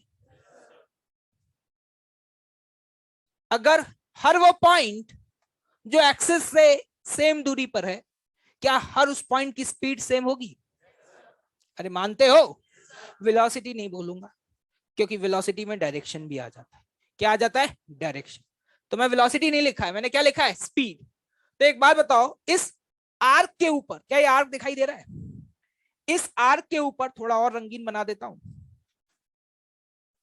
इस आर्क के ऊपर लाई करने वाले क्या हर पॉइंट की स्पीड वही होगी जो सेंटर की स्पीड है? और ये डिस्क है, तो इस आर्क पर कितने पॉइंट्स लाई करेंगे? एक, दो या इनफाइनाइट? तो if someone will ask you कि नंबर ऑफ पॉइंट्स, ऐसे कितने होंगे जिनकी स्पीड वही होगी जो सेंटर ऑफ मास की है, तो मैं कहूंगा कि इस आर्क पे लाई करने वाले, या हम कह सकते हैं आईसीआर से, हर वो पॉइंट जो आर दूरी पर, क्या हर वो पॉइंट जो आर दूरी पर है, क्या उसकी स्पीड वही होगी जो सेंटर की स्पीड है? तो हर पॉइंट की स्पीड v नॉट। तो इसका आंसर आप क्या लिखेंगे? इनफाइनाइट। ये बात समझ आ गई है? अब क्या पूछा? Location on the periphery. किसका लोकेशन? ये इसी का पार्ट है। लोकेशन पूछा जा रहा है उन पॉइंट्स का, एक्चुअली आपसे इन पॉइंट्स के कोऑर्डिनेट्स पूछे जा रहे हैं, इन पॉइंट्स के पेरिफेरी पे लाई करने वाले पॉइंट्स जिनकी स्पीड वही है जो स्पीड किसकी है? सेंटर ऑफ मास की।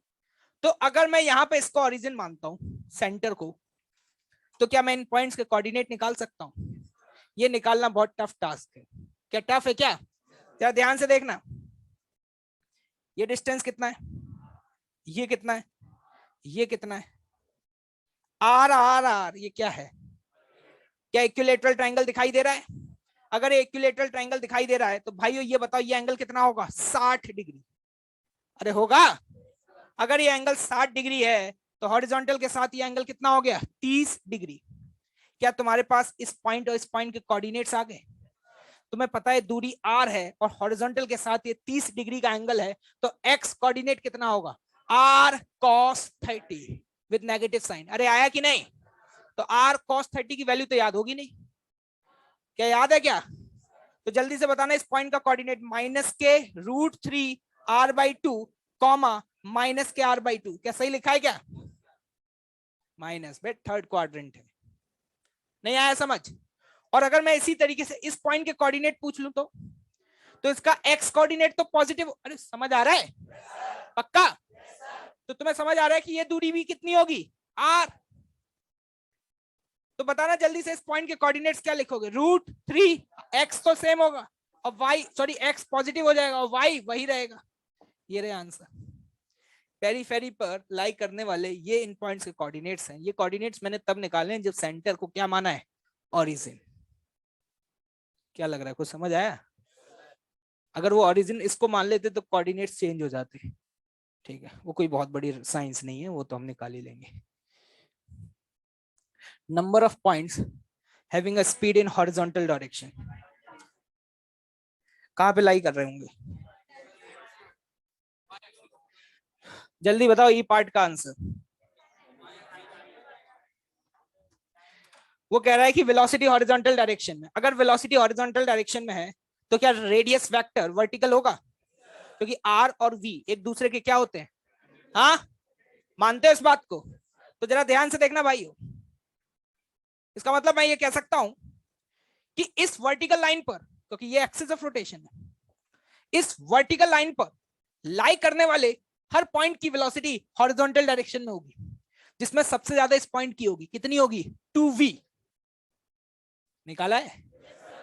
इसकी सबसे कम 0, सेंटर वाले की v। इंटरेस्टिंग बात यह है, जैसे जैसे आप ऊपर से नीचे आते जाएंगे हर पॉइंट की स्पीड कम होती जाएगी लीनियरली। क्या ये डिजाइन है? कोई रंगोली बनाई गई है क्या? क्या है ये? क्या है ये आपको जिसका लेंथ ऑफ एरो ज्यादा, उस पॉइंट की वेलोसिटी ज्यादा, सबसे ज्यादा वेलोसिटी होगी टॉप एज की। और इस लाइन पे लाई करने वाले हर पॉइंट की वेलोसिटी क्या हॉरिजॉन्टल दिशा में होगी? ये बात समझ आ रही है? तो एक बात बताना जल्दी से फटाफट, number of points having a speed in horizontal direction, एक या दो? हाँ, क्या इनफाइनाइट होंगे भाई? बहुत बढ़िया। अच्छा एक बात और बताना, यहीं पे पूछना भूल गया, ये मैंने आर्क ड्रॉ किया, क्या ड्रॉ किया? आर्क। कैसा लग रहा है देख के? हैं? अच्छा लग रहा है? ठीक है, एक मिनट।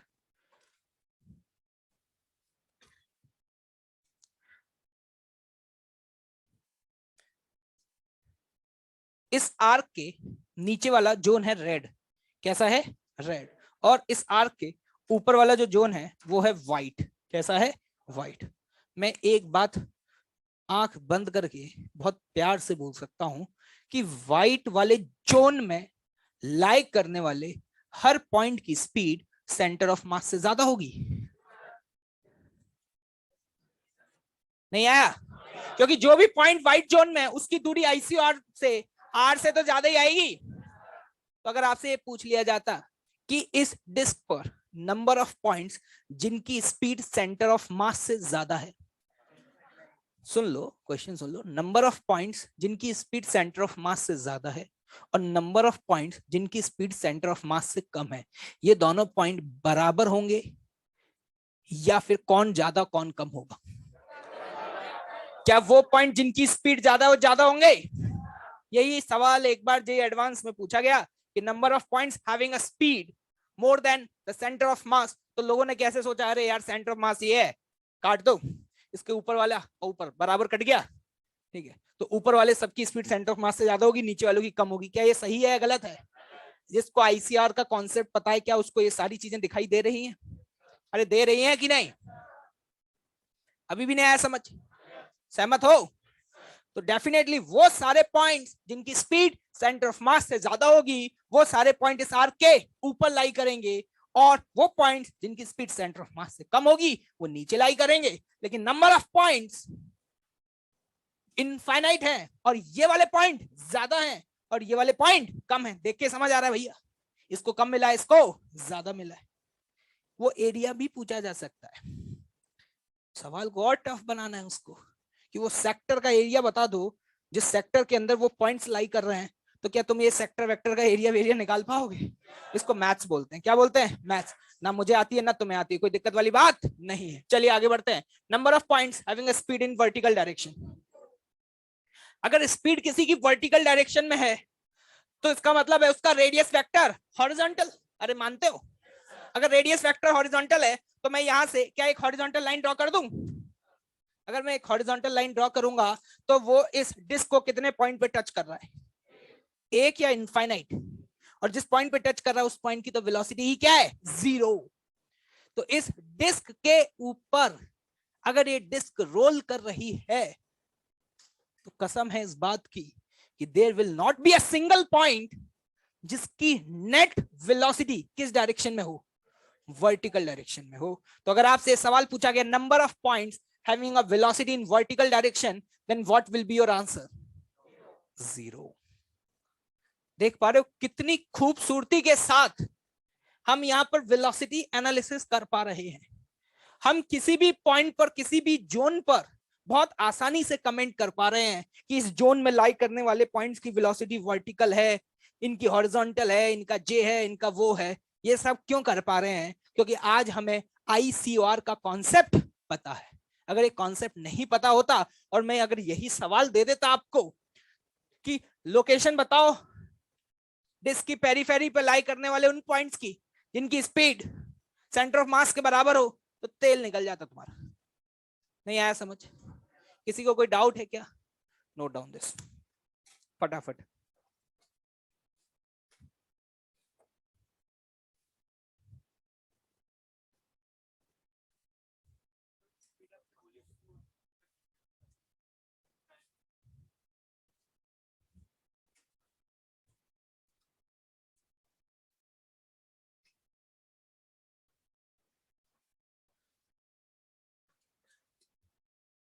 बातचीत नहीं, इसी के साथ ये चैप्टर भी होता है समाप्त।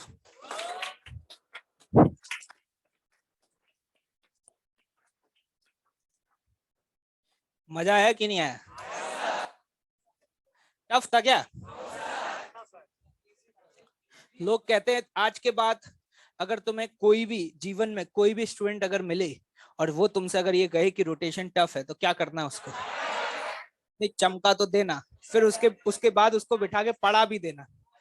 उससे पूछना कि भाई तुझे क्या टफ लगा, तुझे क्या टफ लगा, क्या सच में कुछ टफ है क्या? कुछ, हाँ ये मानता हूँ थोड़ा लेंथी चैप्टर है और बहुत सारे पॉइंट्स हैं, अगर सारे पॉइंट्स हम रेगुलर बेसिस पे पढ़ते रहे तो कोई टफ है ही नहीं, और इवन बहुत इंटरेस्टिंग है। इंटरेस्टिंग है या नहीं है? अच्छा, मेरे प्रेशर में बोल रहे हो क्या? तो देखो भाई, मेरी तरफ से तो कंप्लीट हो गया है, अब तुम्हारे ऊपर डिपेंड करता है। लेकिन इस चैप्टर की खास बात यह है कि इसको अगर स्ट्रांग बनाना है तो प्रैक्टिस करनी होगी। शीट और रेसेस को बहुत अच्छे से सॉल्व करना है ना। अभी तो शीट और रेस में बहुत, रेस तो लगभग खत्म होने आ गई, लेकिन शीट है ना, लेकिन शीट तो बची हुई है। तो अब होमवर्क जैसे जैसे मिलता रहे, क्वेश्चन जैसे भी मिलते रहे, तो क्वेश्चंस करते रहना। क्योंकि अब मैं कोई टॉपिक पढ़ाऊंगा तो है नहीं, लेकिन हाँ, अगर किसी क्वेश्चन में डाउट आएगा तो उस डाउट को क्लास में डिस्कस जरूर करूंगा। तो अब क्या है कि डाउट्स ही डिस्कस होंगे इस चैप्टर में। अब ऐसा थोड़ी है कि एक दिन आपने बोला कि सर वो पढ़ाया था ना इसेंट्रिक कोलिजन, वो दोबारा से पढ़ा दोगे क्या? लात घूंसे और पढ़ेंगे।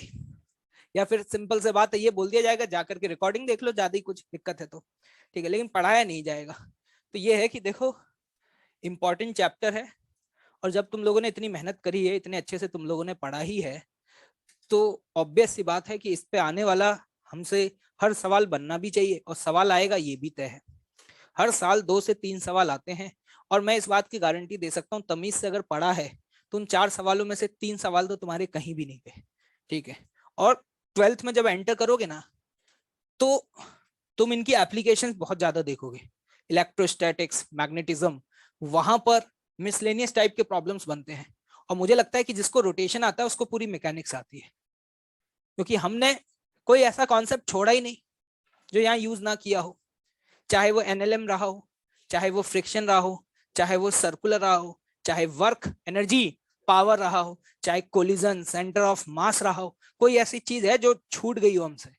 कहीं नहीं। काइनेमेटिक्स तक का यूज कर डाला यार, बस यूनिट एंड डायमेंशन छूट गया होगा। ठीक है, और वो तो वैसे भी फिजिक्स का चैप्टर है ही नहीं, है ना भाई? तो चलिए भाई, इसी के साथ क्लोज करते हैं, डिस्कशन निकालिए। और कुछ अगर दिमाग में आया एक आध सवाल तो कल कराऊंगा, otherwise we will start the new chapter, that is calorimetry. Area कैसे निकालेंगे, सेक्टर का एरिया क्लास के बाहर मिलना। नहीं नहीं, मेरे को निकालनी नहीं आता, आता ही नहीं मेरे को, तो बोल तो रहा हूँ। मैथ्स वाले सर से पूछना।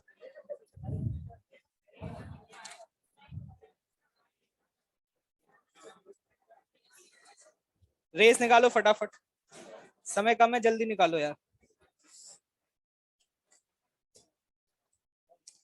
अच्छा, ये तो बहुत आसान रेस है।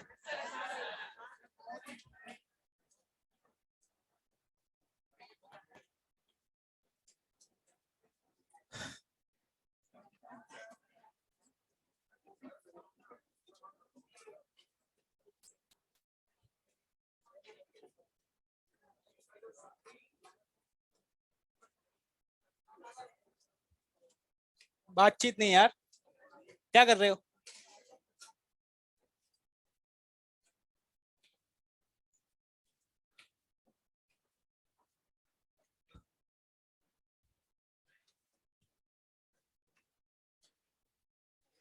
जिससे डाउट हो एक बार मैं पूछ ही लेता हूँ, फिर मैं बताता चला जाऊंगा।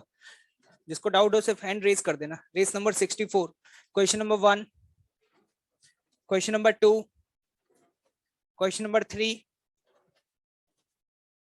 हो गया 3, question number 4, question number 5,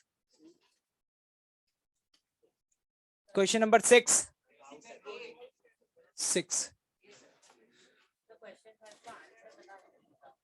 answer तो लिखे होंगे ना आंसर की में।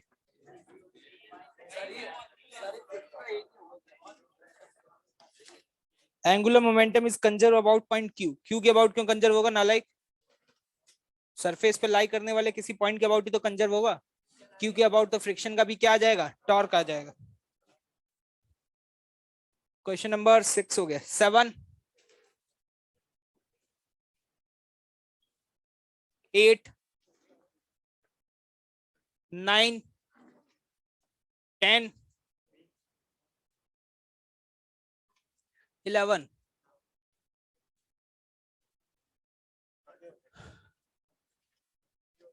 इलेवन से स्टार्ट कर रहे हैं।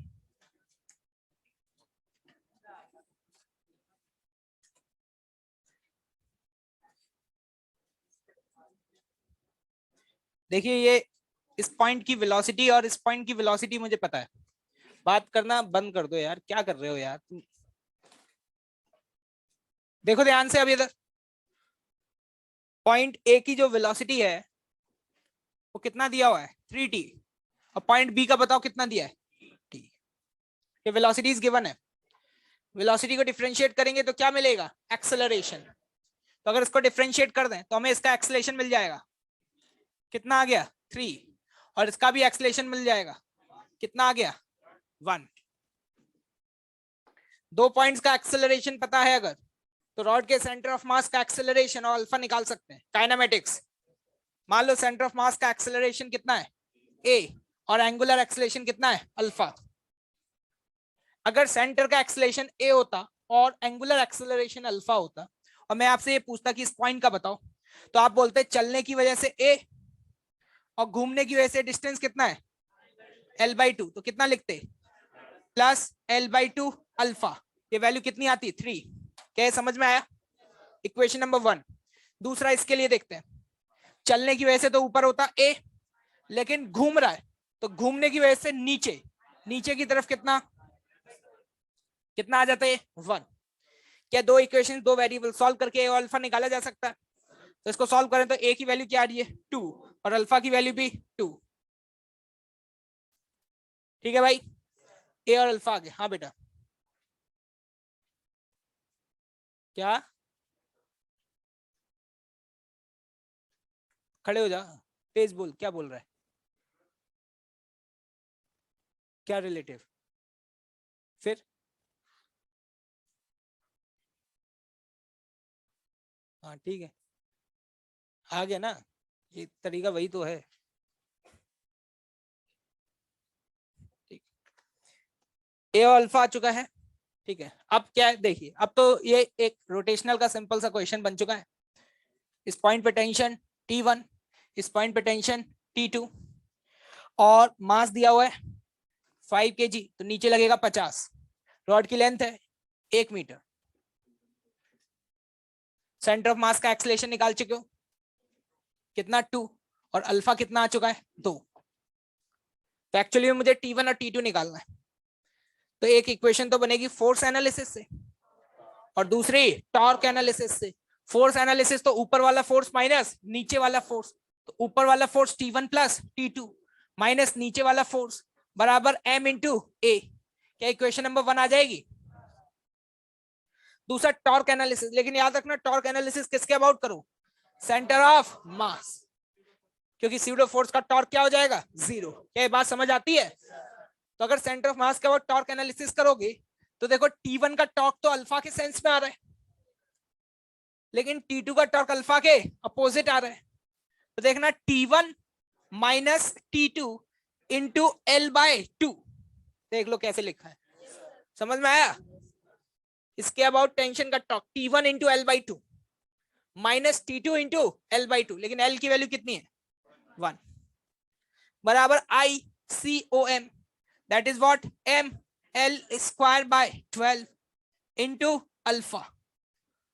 अल्फा की वैल्यू निकाल चुके हैं, कितने 2। Equation number 2। क्या दो इक्वेशंस दो वेरिएबल सॉल्व करके T1 और T2 की वैल्यू आ जाएगी, होना चाहिए था।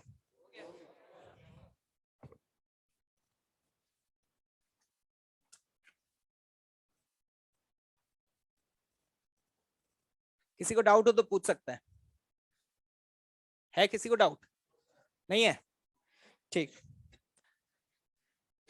पैराग्राफ पे आ जाते हैं, ये तो बहुत ही आसान सवाल है।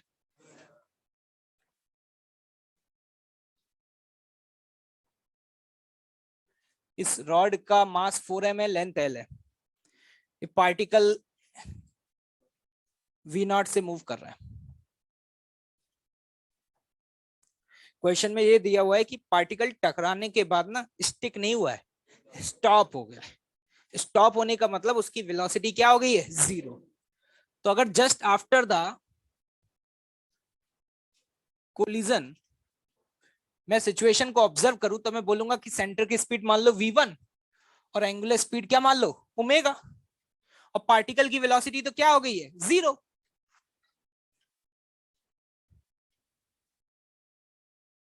नहीं आया समझ? क्लियर है भाई? खत्म। अब क्या है, कंजर्वेशन ऑफ लीनियर मोमेंटम, तो सीधे v1 आ जाएगा, एम वी नॉट, रॉड का 0 था, बाद में पार्टिकल का 0 हो गया, लेकिन रॉड का कितना हो गया, 4m इंटू वी, क्या यहाँ से v आ जाएगा, v0/4। ये लो पहला पार्ट। ये कौन पूछ रहा था, वो पीछे बैठे हुए हैं जनाब, है? अच्छा, angular velocity of a rod after the collision कैसे निकाल सकते हैं, कंजर्वेशन ऑफ एंगुलर मोमेंटम, किसी की भी अबाउट कर लो, चाहो तो बॉटम एज के अबाउट, चाहे सेंटर के अबाउट, ठीक है, जैसे मन करे वैसे कर लो, ठीक है। सेंटर के अबाउट भी कर सकते हो, लिखोगे M we not into l/2, ये तो पार्टिकल का, रॉड का कितना, 0, बाद में पार्टिकल का 0 हो गया, और रॉड का सेंटर के अबाउट कितना आएगा, ml²/12 इंटू ओमेगा। हाँ सॉरी, मास m नहीं है, कितना है, 4m, 4m l²/12 into omega, ये लो ओमेगा आ गया। ये हो गया क्वेश्चन नंबर 9। कितना आता है क्वेश्चन 9 यहां से, है 3v0/, यही आ रहा है। अब देखना 10th पार्ट, रॉड के पास जो भी ओमेगा आया है वो ओमेगा चेंज नहीं होगा, वो ओमेगा क्या रहेगा, कांस्टेंट रहेगा, क्योंकि नीचे वाली सरफेस स्मूथ है। कैसी है, स्मूथ।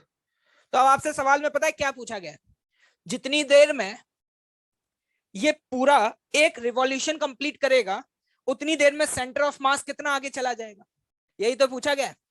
तो ऐसे सवालों में याद रखना, जब भी ऐसे सवाल पूछे जाते हैं तो मैं लीनियर मोशन के लिए अलग से इक्वेशन लिखता हूं और रोटेशनल मोशन के लिए अलग से इक्वेशन लिखता हूं। क्या सर क्या कहना चाह रहे हो, सेंटर ऑफ मास की स्पीड v1 है, कितनी है, v1। अगर मैं आपसे पूछूं वो कितना डिस्टेंस चलेगा किसी t टाइम में, क्या लिखोगे, v1 इंटू टी, यही तो लिखोगे। अब बात करते हैं रोटेशन की। अगर ये ओमेगा से घूम रहा है और कितना घुमाना है, 1 रिवॉल्यूशन में रॉड कितनी घूम जाएगी, 2 पाई, तो थीटा बराबर ओमेगा, ओमेगा की वैल्यू कितनी आई थी, 3v0/2l, v1 भी निकाली चुके हो, कितना आ चुका है, v0/4। ये है थीटा बराबर ओमेगा इंटू टी, क्या ये लिख सकते हो। अगर कोई कांस्टेंट ओमेगा से घूम रहा है तो 2 पाई घूमने में कितना समय लगेगा, एंगल बराबर ओमेगा इंटू टी, तो उनको डिवाइड मार दो, ऐसा आ जाएगा। क्या आ जाएगा, ऐसा आ जाएगा। ऐसा मैंने एक सवाल भी कराया था कि जितनी देर में वो एक रिवॉल्यूशन घूम जाएगा उतनी देर में सेंटर कितना आगे जाएगा। वो तो इससे भी टफ था क्योंकि उसमें तो एक्सेलरेशन था। क्या था, एक्सेलरेशन। तो वहां आपको इक्वेशन ऑफ मोशन लगानी पड़ती थी, हाफ a² यहाँ जरूरत नहीं पड़ेगी क्योंकि उसका ओमेगा क्या है, कांस्टेंट है। ये कौन सा क्वेश्चन था,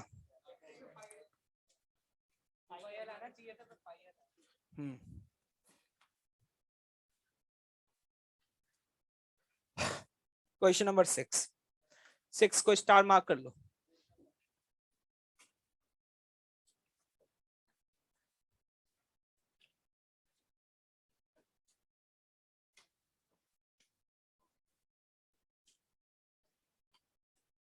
देखो बातचीत तो करो मत तुम लोग।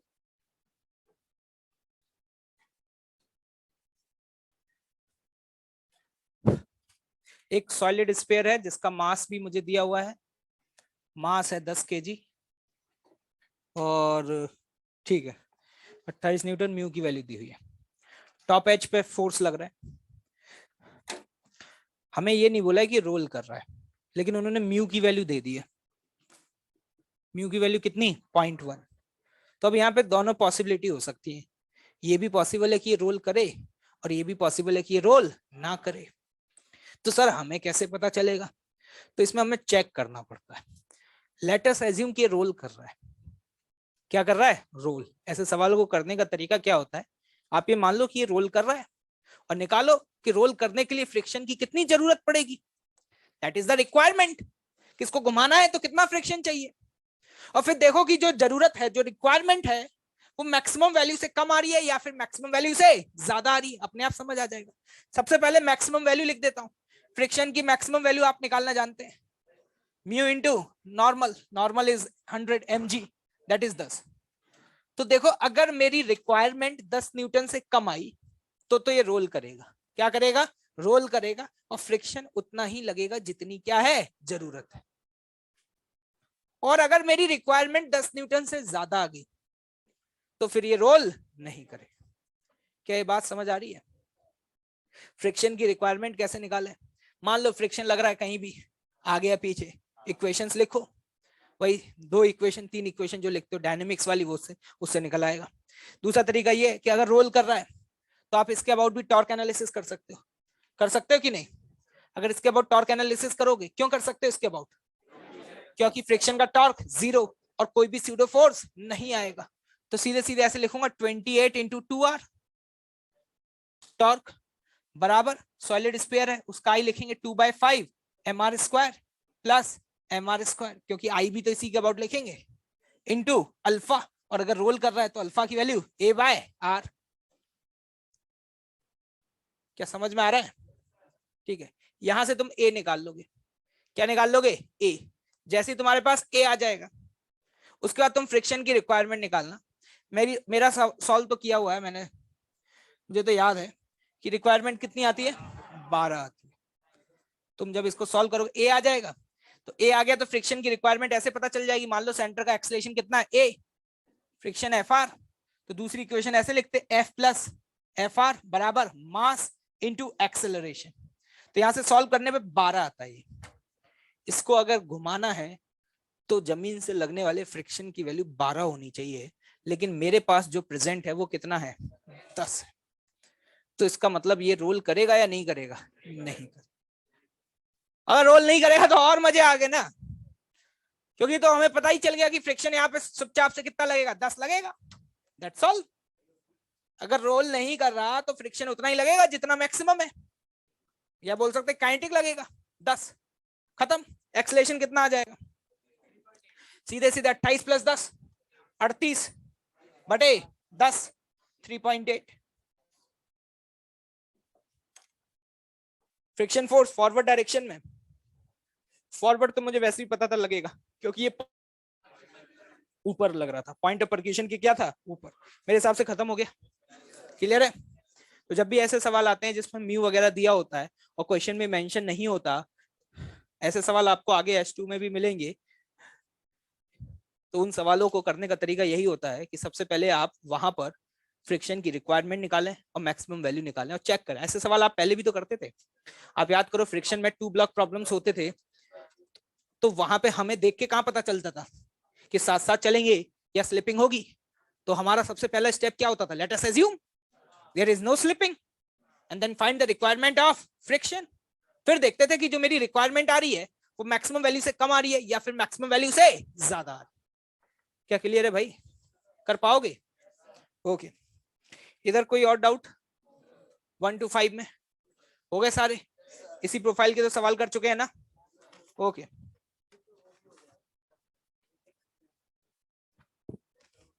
ये लीजिए SCV।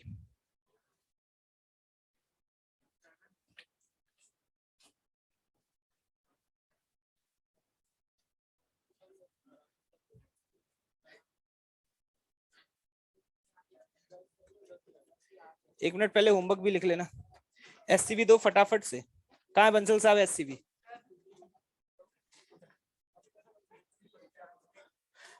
होमवर्क लिख लेना, शीट देना, शीट पहले होमवर्क लिख लो एक बार फटाफट।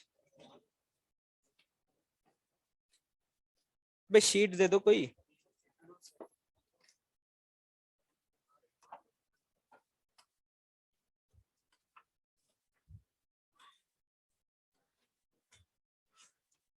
S1 में all remaining questions complete. S1 3-4 ही बचे होंगे, पूरी कंप्लीट करनी है रोटेशन की।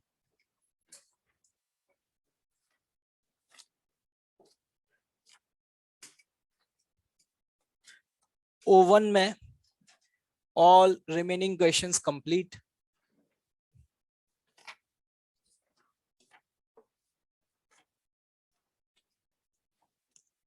O2 में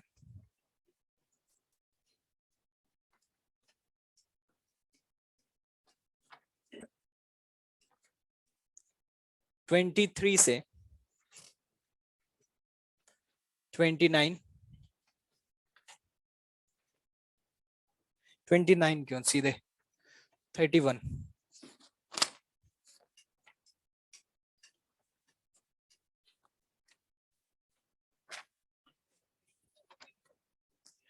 जेई मेंस में जो भी रिमेनिंग बचे हुए हैं उनको कर लेना कंप्लीट। ज्यादा है नहीं एक्चुअली, S1 में भी 2-3 है, O1 में भी 2-3 ही होंगे। ठीक है, हो पाएगा भाई, ये कंप्लीट करो। ठीक, ज्यादा नहीं दिया। और इसके अलावा जो एडिशनल क्वेश्चंस दिए हुए हैं उनको सॉल्व कर रहे हो? करते रहो, अच्छे क्वेश्चंस हैं। ठीक है, समय लगेगा, एकदम से पढ़ करके हर क्वेश्चन समझ में आ जाए ऐसा कोई जरूरी नहीं है। ठीक है, करो भाई, ये निकालो जल्दी फटाफट।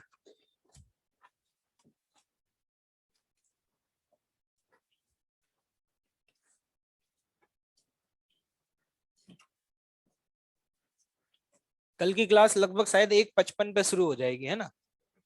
1:55 कितने पर? 1:55। तो आ जाना अपने टाइम से, है ना?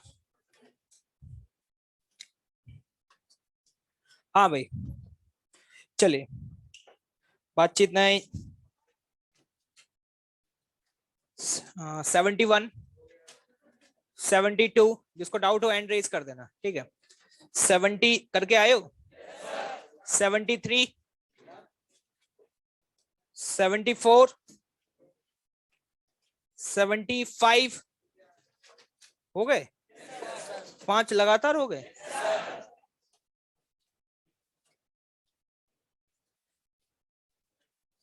76,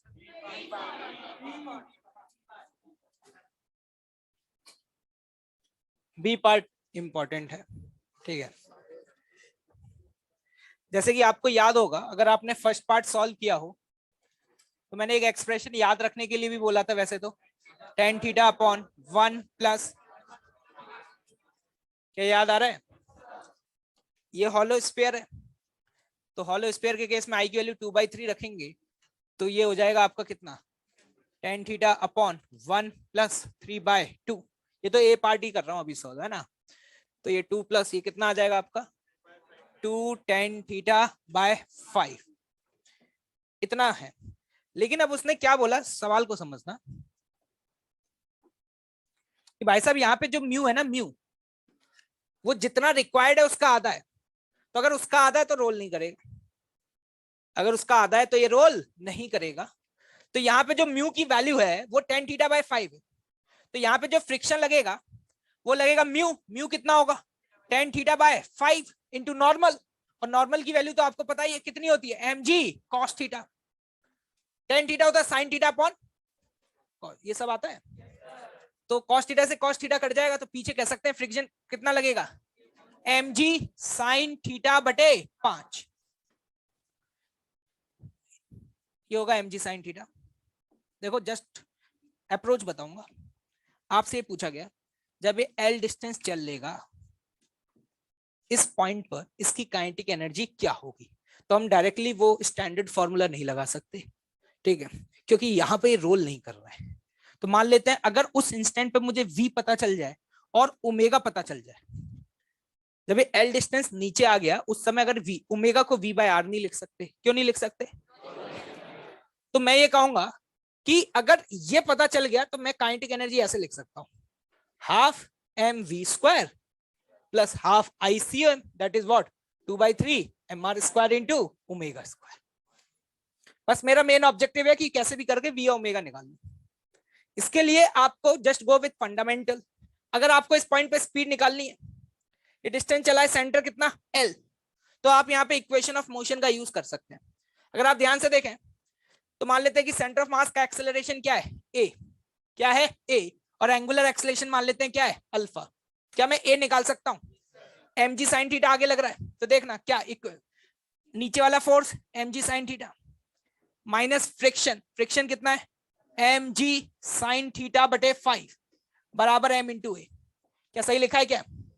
यहां से ए की वैल्यू आ जाएगी, कितनी आ रही है, 4g sin थीटा बटे 5। क्या सही है क्या? ये एक्सेलरेशन कांस्टेंट रहेगा, क्यों? क्योंकि फ्रिक्शन कांस्टेंट है। अगर एक्सेलरेशन कांस्टेंट है तो एल डिस्टेंस चलने के बाद सेंटर की स्पीड क्या होगी? क्या मैं इक्वेशन ऑफ मोशन से निकाल सकता हूं? कौन सी यूज करनी चाहिए?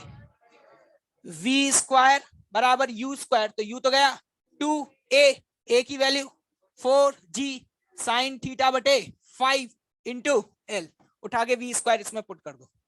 अभी तो आधा हुआ है, अभी तो आधा हुआ है। ओमेगा निकालना है, ओमेगा के लिए अल्फा की जरूरत पड़ेगी। किसकी जरूरत पड़ेगी? अल्फा की। और यहां पर ओमेगा अगर आपको कैलकुलेट करना है तो आप ऐसे लिखेंगे omega final square, sorry second equation of motion, नहीं कौन सी लगाए, हाँ पहली वाली लगा लो, ओमेगा फाइनल बराबर omega initial plus alpha into T. ये तो 0 है, टाइम पता चल जाए तो काम बन जाएगा। टाइम तो यहां से आ जाएगा, टाइम तो यहां से आ जाएगा। क्या मेरी बात समझ आ रही है? इसके अलावा मैं कोई और इक्वेशन क्यों यूज नहीं कर रहा? क्योंकि मुझे थीटा नहीं पता, मुझे थीटा नहीं पता। थीटा है रोटेट, ये कितना एंगल रोटेट किया है। टाइम कैसे आएगा? पहली वाली इक्वेशन से। समझ में आ रहा है? एल बराबर हाफ ए टी स्क्वायर। क्या यहां से टाइम आ जाएगा? अगर यहां से टाइम आ गया तो यहाँ पे ओमेगा फाइनल बराबर लिखूंगा अल्फा टी। तुम कहोगे कि सर अल्फा तो पता ही नहीं है, क्या इसके अबाउट टॉर्क एनालिसिस कर सकते हो? अगर इसके अबाउट टॉर्क एनालिसिस करोगे तो क्या लिखोगे, mg sin theta upon 5 into R बराबर 2/3 mr स्क्वायर इंटू अल्फा। क्या तुम्हें अल्फा पता चल जाएगा? अल्फा पता चल गया तो ओमेगा पता चल गया, और अगर ओमेगा पता चल गया then you will get the answer. कोई और तरीका तुम्हारे पास? बोल, मास्क उतार के बोल। हाँ फिर वर्क डन बाय फ्रिक्शन कैसे लिखोगे? ये तो सिखाया था ना, यही गलती मत कर देना। ये कह रहे हैं कि सर काइनेटिक एनर्जी निकालनी है तो work done by friction plus work done by mg बराबर चेंज इन काइनेटिक एनर्जी। आप वर्क डन बाय mg तो लिख देंगे, mg sin theta into L, लेकिन वर्क डन बाय फ्रिक्शन आपका म्यू mg जो भी है, फ्रिक्शन कितना है, mg sin theta into L नहीं होगा। क्यों नहीं होगा? क्योंकि ये पॉइंट का डिस्प्लेसमेंट उतना नहीं हुआ जितना इस पॉइंट का हुआ है, क्योंकि इस पॉइंट का एक्सेलरेशन a है, लेकिन इस पॉइंट का एक्सेलरेशन है a माइनस आर अल्फा। या तो आप इस पॉइंट का डिस्प्लेसमेंट निकाल लो, अगर तुम्हें वर्क एनर्जी थ्योरम लगानी है तो a माइनस आर अल्फा से इस पॉइंट का एक्सेलरेशन निकाल लो और देख लो ये कितना चलेगा इतनी देर में। मैंने उस दिन भी बताया था, गलती होती है, बताया था उस दिन। फ्रिक्शन का वर्क यहाँ पे फ्रिक्शन इंटू एल नहीं होगा, because L is the displacement of a centre of a body.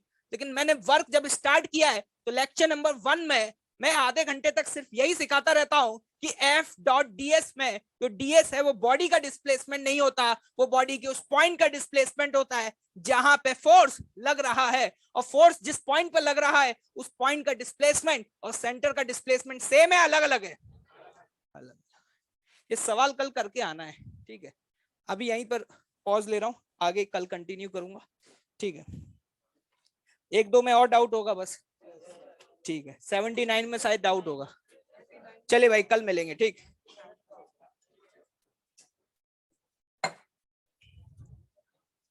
रुक जा, अभी ठंड तो रख।